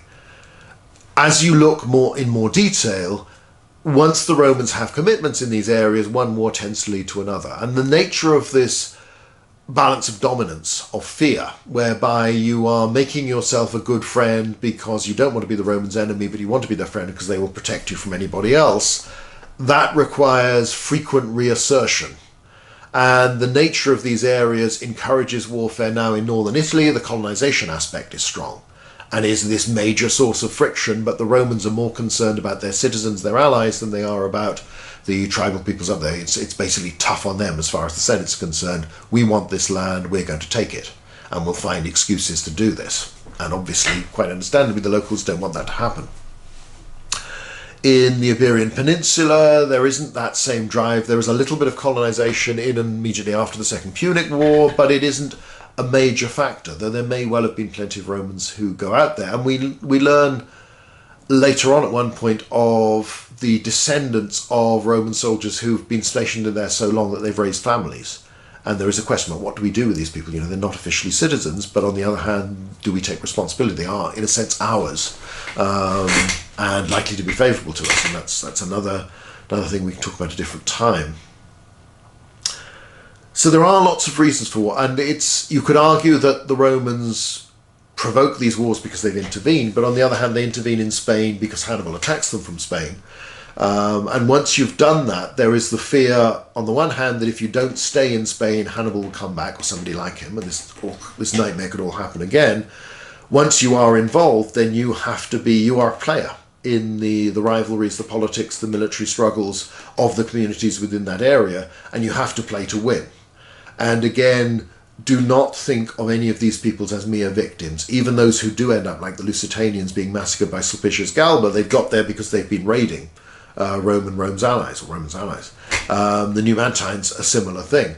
It's very difficult to pin down who starts a lot of these conflicts, and there is always the tendency in any frontier zone, and you saw this very much in the American West, whereby one side commits an atrocity, or one group, and as reprisals, those who feel they're the victims or someone associated with them goes and picks someone who looks similar but isn't actually involved with the original crime, and goes and picks on them and performs another atrocity. So these things get worse and worse. There will be misunderstanding, there will be fear, there will be suspicion, there will be cruelty, there will be ambition. The Romans are the biggest players, and in the end, as they'll show in the middle part of the 2nd century BC, they have the resources to pile on and defeat someone if it comes to a real struggle, but also they're not the only players and they are not the only active participants. So it is a lot more complicated. And Roman involvement, there is an element of truth in the idea of the 1970s, 80s historians that the Romans want glory, they're greedy, they're violent, they're aggressive, and they benefit from this. They do those things. There is also an element, ironically enough, of the earlier view that actually they're defending themselves, or they're defending their allies sometimes, because once you're involved in these areas, you either step back, which is a major admission of weakness, and weakness in the ancient world isn't a good survival attribute, or you get involved and you have to fight and you have to dominate. So there are elements of that in the same way that clearly the Romans are frightened of the Carthaginians in the build-up to the Third Punic War, even though they will win this war in 3 years. There is never a Carthaginian attack on Sicily, let alone Italy. Never any prospect of another Hannibal turning up outside the walls of Rome. Nevertheless, they can feel frightened. They can worry about what Carthage might become in the future. And, you can see similar emotions in attitudes, especially perhaps in France, to Prussia and then Germany after the Franco-Prussian War, after the First World War. This fear, these people have been enemies before. What are they going to do next? Can we let them get strong again? These are not. We know that Carthage isn't really in a position to do that, and is never allowed to be in a position to do that. We don't know that if the Romans had let them keeping on growing and growing, that they wouldn't have got stronger again. And as the Romans understood, what cause did they really have to like the Romans? So there is a mixture. Most of the different interpretations of Roman imperialism have some degree of truth in them. And it's a question of finding the balance and deciding which you feel are most important, but it needn't necessarily be the same factor driving it all the time. That's probably the biggest weakness, the biggest pitfall, is to try and explain it all with one big theory. Because again, even though we're just looking mostly this time at the 2nd century BC, there are different phases, there are different regions, there are different situations in each one, for the Romans, for the peoples in the area. And you need to try and understand them and not just assume everything is the same everywhere else.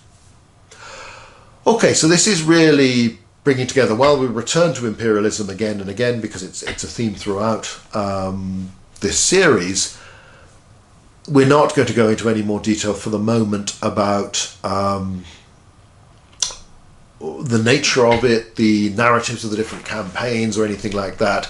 Next time we're going to turn to Roman politics, but before we do that, today it's worth thinking about some of the impact of this expansion, of this imperialism, of the things we've been talking about for the last few sessions, on the Roman state, on Roman society, on the Roman economy. So let's start with wealth. This is obviously a big, big deal.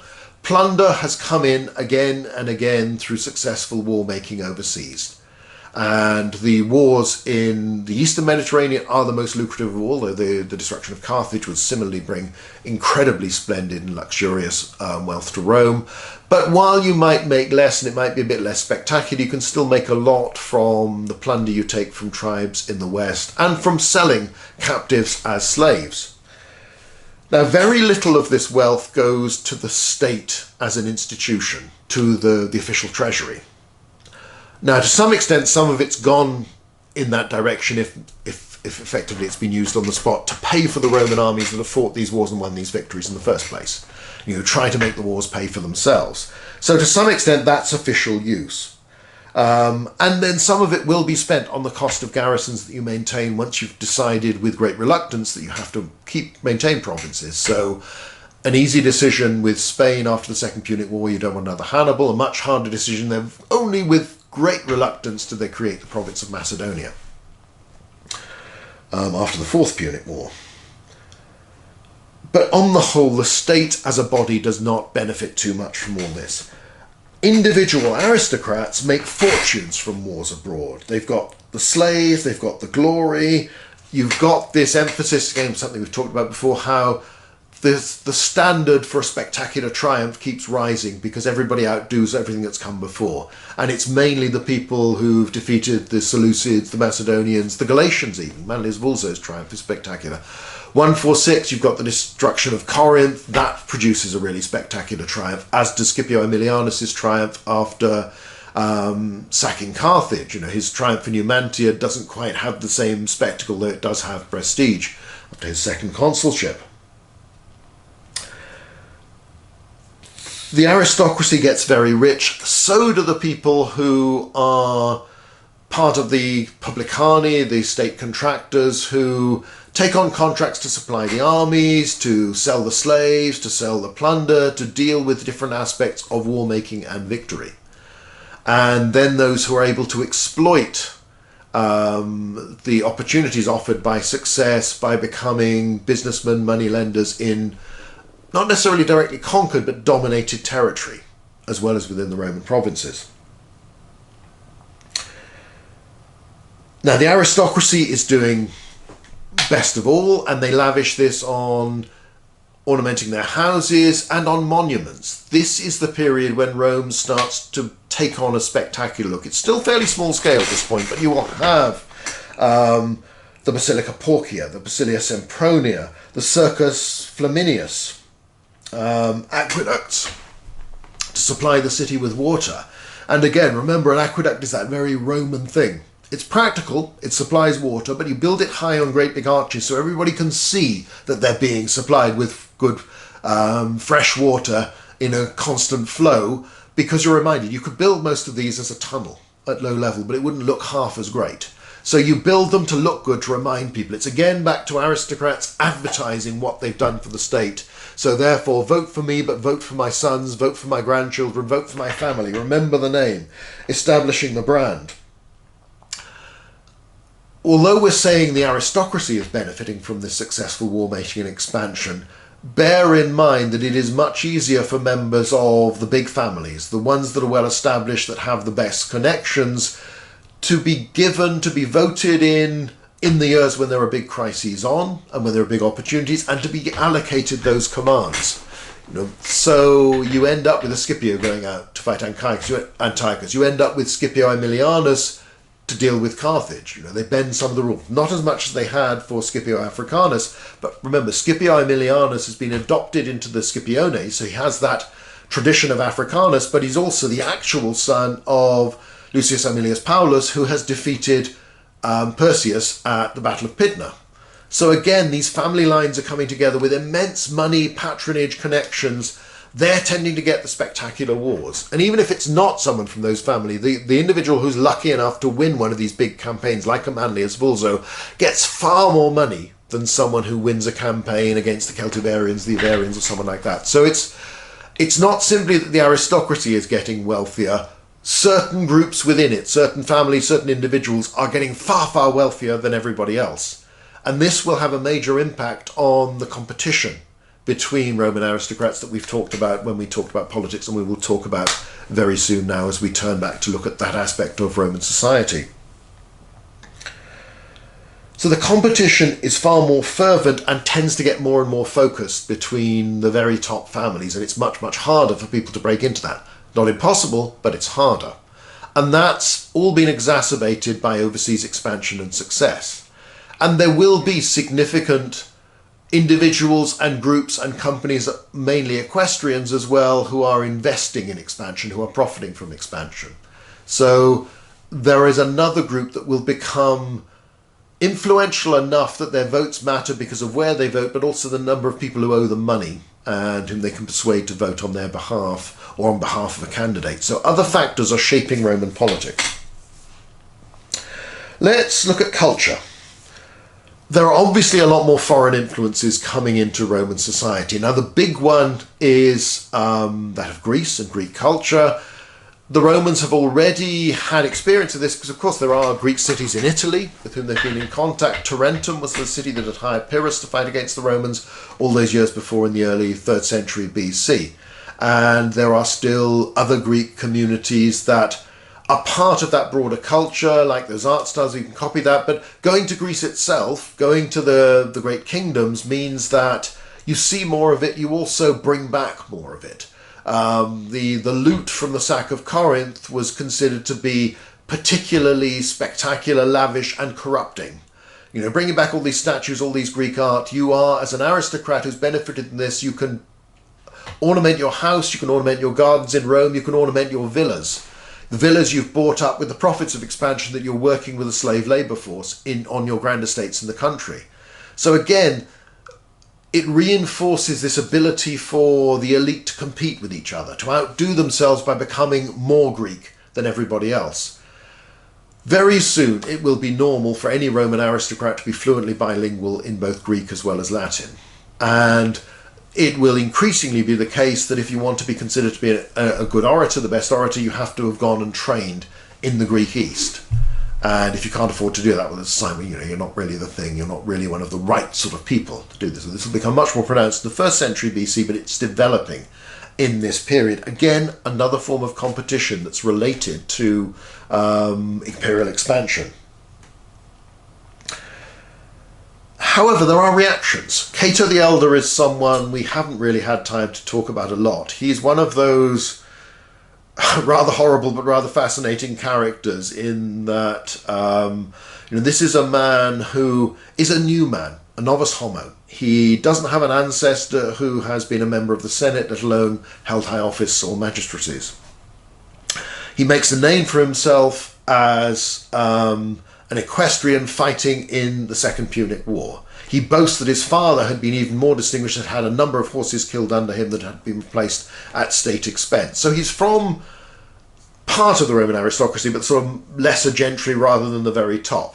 But he moves into this on merit. He's one of that group of people that came into the Senate, and there were quite a lot of new men in that generation, that he is by far the most successful, because he gains to be not just consul, but censor as well.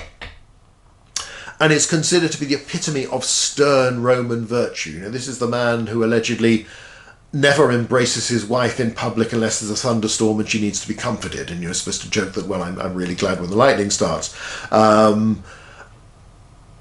Traditional virtue, stern moral fibre. He's not corrupt. He doesn't take more than he should. He doesn't have these lavish luxuries in his houses, all this sort of thing. He writes, but he writes in Latin. He translates manuals about agriculture, one of which survives, others do not. These are influenced by Carthaginian technology and techniques.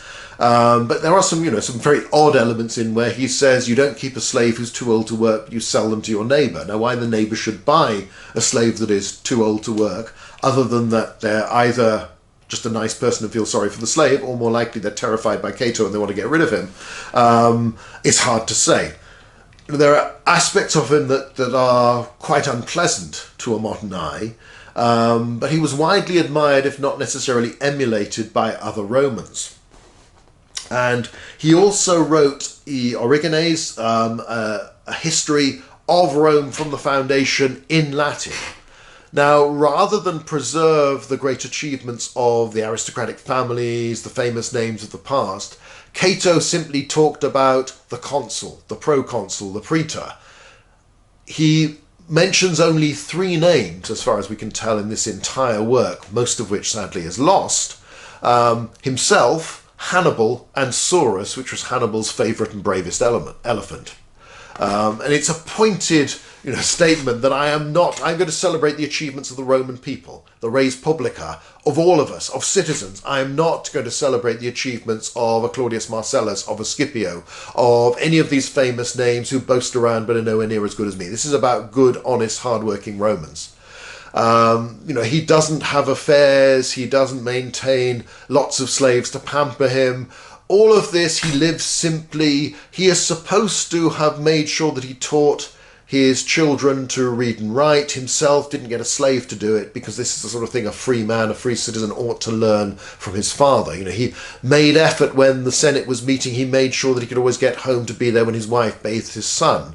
He's trying to be. There's now, how much of this is real, how much of these are stories that aggregate around him, but it is this perception that we are losing part of ourselves, the best part of our character, the best part of the morals, of the virtue, the virtus, that much stronger Roman word that has made Rome great in the first place, being lost because of the decadence, because of the profits of expansion, because of luxury. Cato is standing up against this. Cato, who will persuade them to go and destroy Carthage. So he's an interesting figure, but in a sense he is reacting. He's playing the same game. He is standing out. He is establishing the brand name of Cato by doing things differently from everybody else, but doing them in a pointedly dramatic way that stands out. So again, it tells us of how public Roman politics is, how it works, how your behaviour in all sorts of aspects of life feed into your reputation, your importance. And your auctoritas, how you are considered, and therefore how important you actually are within the state. So he is, there are other aspects where this is all about competition. Now, some changes are a little bit different. Ideas will come in from abroad, and partly they'll be religious ideas. Now, back during the crisis of the Second Punic War, the Romans had been instructed by the Sibylline books to bring the Magna Mater statue from Asia Minor and bring it to Rome, and it's escorted by the finest matrons of the city to bring it in. So they brought a foreign cult or an aspect of it and installed it in a temple in Rome because this is what they were supposed to do to help them win. However, there's an interesting incident in 186 BC where they react in a completely different way to a cult from outside. And this was the cult of Bacchus, or Dionysus, in the Greek tradition. And Livy notes that both consuls in the year 186 were instructed to investigate what he calls secret conspiracies. He explains, the trouble had started with the arrival in Etruria of a Greek of humble origin, a man possessed of none of the numerous accomplishments which the Greek people, the most highly educated and civilized of nations, has introduced among us for the cultivation of mind and body. He dealt in sacrifices and soothsaying, but his method of infecting people's minds with error was not by the open practice of his rites and the public advertisement of his trade and system. He was a priest of secret rites carried out by night. They will investigate. There will be an equestrian and his mistress who've got involved in this, but who sort of turn evidence against them. And eventually they discovered to the religious element in them were added the delights of wine and feasts, that the minds of a larger number might be attracted. When wine, of course Bacchus, Dionysus, is the god of wine, as well as victory and celebration and wildness and the bacchantes and all this sort of thing. And there is that wild tradition within the Greek version of the god. Wine had inflamed their minds, and night and the mingling of males with females, youth with age, destroyed every sentiment of modesty. All varieties of corruption first began to be practised, since each one had at hand the pleasure answering to that to which his nature was more inclined. There was not one form of vice alone, the promiscuous matings of free men and women, but perjured witnesses, forged seals and wills and evidence, all issued from this same workshop. Likewise poisonings and secret murders, so that at times not even the bodies were found for burial. Much was ventured by craft, more by violence. This violence was concealed because amid the howlings and the crash of drums and cymbals, no cry of the sufferers could be heard as the debauchery and murders proceeded. So this is a time when the Romans get frightened. There's this strange religious cult conspiracy that's starting to pervert all our traditional morals. People are killing their parents to inherit money. They're murdering. They're getting up to all sorts of depraved sex. They're doing it at night in secret, even in darkness, and they don't know quite what they're doing. It's covered by the noise of cymbals, all this weird Eastern fanaticism, excitement, exoticism. And they could be anybody. They're taking good, honest Roman children and some older people, and they're perverting them to this religion. The consuls investigate, there are arrests, there are trials, there's debate in the Senate, there are executions. In the conspiracy, it was said, more than 7,000 men and women were involved. More were killed than were thrown into prison. There was a large number of men and women in both classes. Convicted women were turned over to their relatives or to those who had authority over them, that they might be punished in private. If there was no suitable person to exact it, the penalty was inflicted by the state. Then the task was entrusted to the consuls of destroying all forms of Bacchic worship, first at Rome and then throughout Italy, except in cases where an ancient altar or image had been consecrated. For the future it was then provided by decree of the Senate that there should be no Bacchanalia in Rome or Italy. So they respond vigorously and with considerable force and violence against this perceived threat from the inside, that we've been corrupted by this weird foreign cult that is twisting people, turning them into perverts and rapists, and destroying, again, comes back to this idea, the virtue that has made us what we are, that has allowed Rome to become this great power to dominate. It's similar to, there'll be debates about other influences from outside, luxury, jewellery amongst women. That's always a famous favourite target of the moral police, that women are spending too much on clothes, on fashion, on jewellery, and displaying it and showing off, and they're not going off and sitting at home and spinning wool and generally looking after the household and bearing and raising children like good Roman citizens should.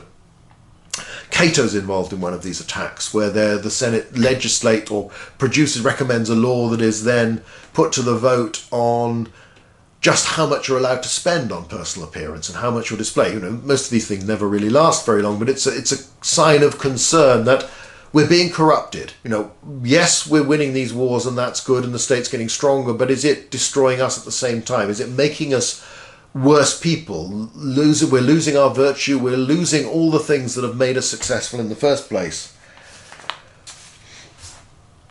So you have these fears. So again, it's a reminder that attitudes towards empire, towards expansion, are not so simple as all that, and they are mixed. There's a lot of variety. Different people are seeing different aspects of it. Some they like, some they don't, and different people respond in different ways to this. Another aspect that's a major change is the connection between land and military service. Again, something we'll come on to much more next time when we look at the Gracchi. Tradition has always been that the legions are recruited from men with enough property to equip themselves, and the bulk of each legion comes from farmers, but farmers on a relatively modest scale. You know, they farm the land with a few slaves, with their sons as they grow up, and they go off when required and fight for the Roman army. And they fight very well because they're tough from the life they lead. It's this old hoplite tradition, but also they have a vested interest in the state. They come forward and volunteer because they feel citizens, they are stakeholders within the state. You know, if the state falls, my farm will fall with it. So therefore, for the greater good, I will go off and I will risk my life. I will submit myself to the tough discipline of the Roman army, lose a lot of my rights as a civilian to go off and fight the Republic's enemy, because I will come back, but I will fight those wars under people I voted into power. So again, it's that connection of everybody in this together. In the old days, you'd fight a war in Italy, you might be away for a few months, then you'd probably get home. And you could be back for harvest time. You know, that was the sort of the ideal. This system really has its origins in that type of relatively local, relatively short-term warfare. It struggles to cope as more and more men get sent away for longer, and that happens during both the Punic Wars, particularly the Second Punic War, and then in the aftermath, as you establish more provinces that require a garrison, and as you get sent to Spain for a decade, or later Macedonia, or Transalpine Gaul. What state's the farm going to be in when you get back? You know, unless you've got neighbours or enough family to do the work for you, then there's a real chance that you will have struggled, your family will get into debt, and they might have to take out loans, which means eventually you're so heavily burdened by debt you've got to sell the farm off. And there are plenty of people out there, big investors with lots of money to buy up property like that. So that you're getting wealthy estates are getting work by slave labour keep growing, whilst the small farmer and that class of people that's provided the backbone of the Roman army for so long is dwindling. At least that is a perception. And the wealth allows the wealthy to buy up these estates. The fact that they use slaves means slaves can't be conscripted to go off and fight in the army, so that you have a labour force you can control. It's more advantageous to you than a citizen labour force that can be called up into the army. So the two are working together and again, this is something we talked about in some of these general interpretations and explanations of Roman imperialism. And there's the impression of depopulation of the countryside, that many of the rural folk, that they're losing their farms, they're falling into debt, and they are migrating to Rome because it's easier to make a living there with casual work on building projects, and also there are rich people who are giving out gifts to you of food and things that will help support you, because you can then go and vote for them. So all of this is, again, a vicious circle. The extent to which it's happening is something we will talk about in far more detail next time. However, archaeologically, in recent decades, particularly through field walking and wider survey work, people have argued that at least in some areas there seem to be still plenty of small-scale farmers that are operating. We don't know, archaeologically you're not going to know whether they actually still own their farms or whether they've become tenant farmers. Not a group that's talked about a lot, but we just don't know. However, there are also big estates. There may perhaps be an emphasis on the big estates have better access to road and communications, because obviously they are producing a very large surplus which needs to go off to market, whereas at least some of the produce of a smaller farmer will probably go for his family's use, or will go to the local market in town rather than much further afield. It's less likely to be specialised, though again, these things are more complicated. So the extent to which this is a real problem, and that your manpower for the army is dwindling because of the growth of estates and the growth of the slave population, how far that is really happening and to how bad the problem is is impossible to estimate. What we can say very definitely is that the Romans, plenty of them, consider this to be a real thing and a real problem and a real danger. It is something they start to talk about, they start to worry about. Again, we'll talk about this much more next time when we look at the Gracchi. And finally, the military problems connected with this. The army and the system of militia, conscript, whatever you want to call them, people who own their property are called up, go off and serve in the legion for as long as is needed, they'd go back to the farm, are not professional career soldiers, but are citizens serving out of obligation to the state because they feel part of the Republic. That's coming under immense strain. It's proving inadequate because there is this pattern from the middle of the 2nd century BC onwards where most wars begin with Roman defeats, Roman failures, with poor performance. And that comes down to a lack of training, a lack of leadership. Nobody really seems to know what they're doing, and they don't always know how to set it right in a way that hadn't been the case before. So there's also a sense of you've lost that experience, and there are defeats, and sometimes it requires massive effort, as in the Third Punic War, but also the defeat of Numantia. You know, again, sledgehammer to deal with a very small problem.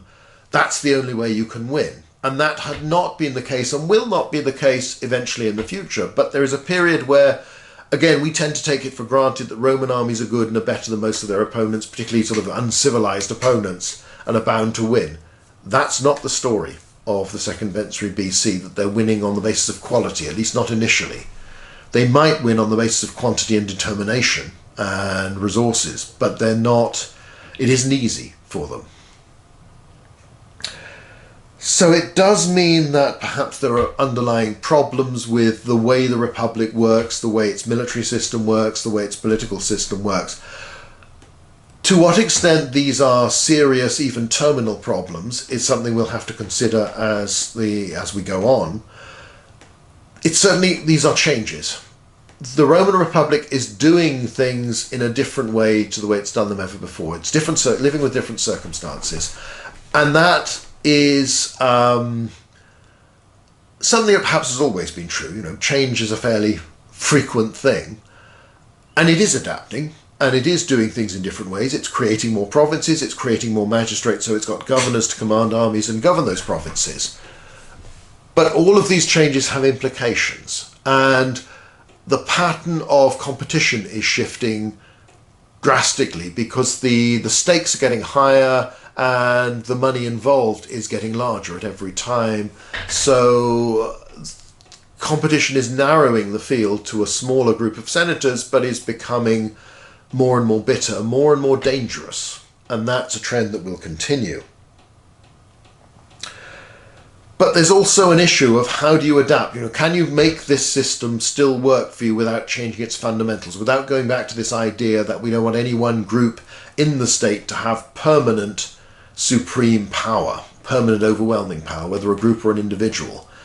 Can we still manage to preserve that principle whilst adapting to do other things better so that we're not doing so badly in wars in the early stages, we win from the beginning?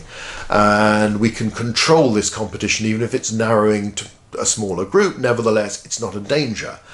Rome is still politically stable. It's not subject to the faction, the infighting, the revolution, the stasis of Greek, the Greeks considered was typical for city-states. So far, the Romans have avoided that.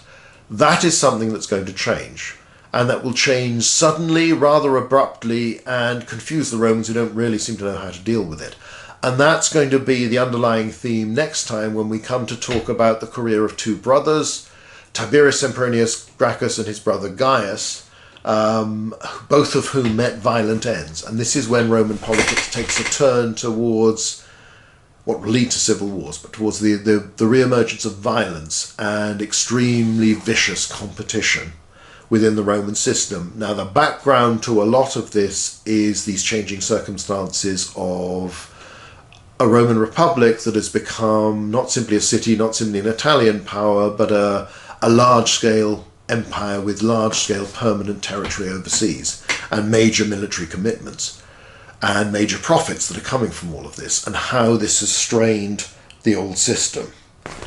So we'll have to ask the wider question of this is, has the underlying, the old established flexibility gone? Has that underlying stability reached a point where it's threatened, and if so, at which point does it become threatened to the extent where it's beyond repair? That's going to be the story of the next time's talk and the ones to come in future. But anyway, that's The Conquered and Proud number 5, Expansion in the West, and thanks for listening.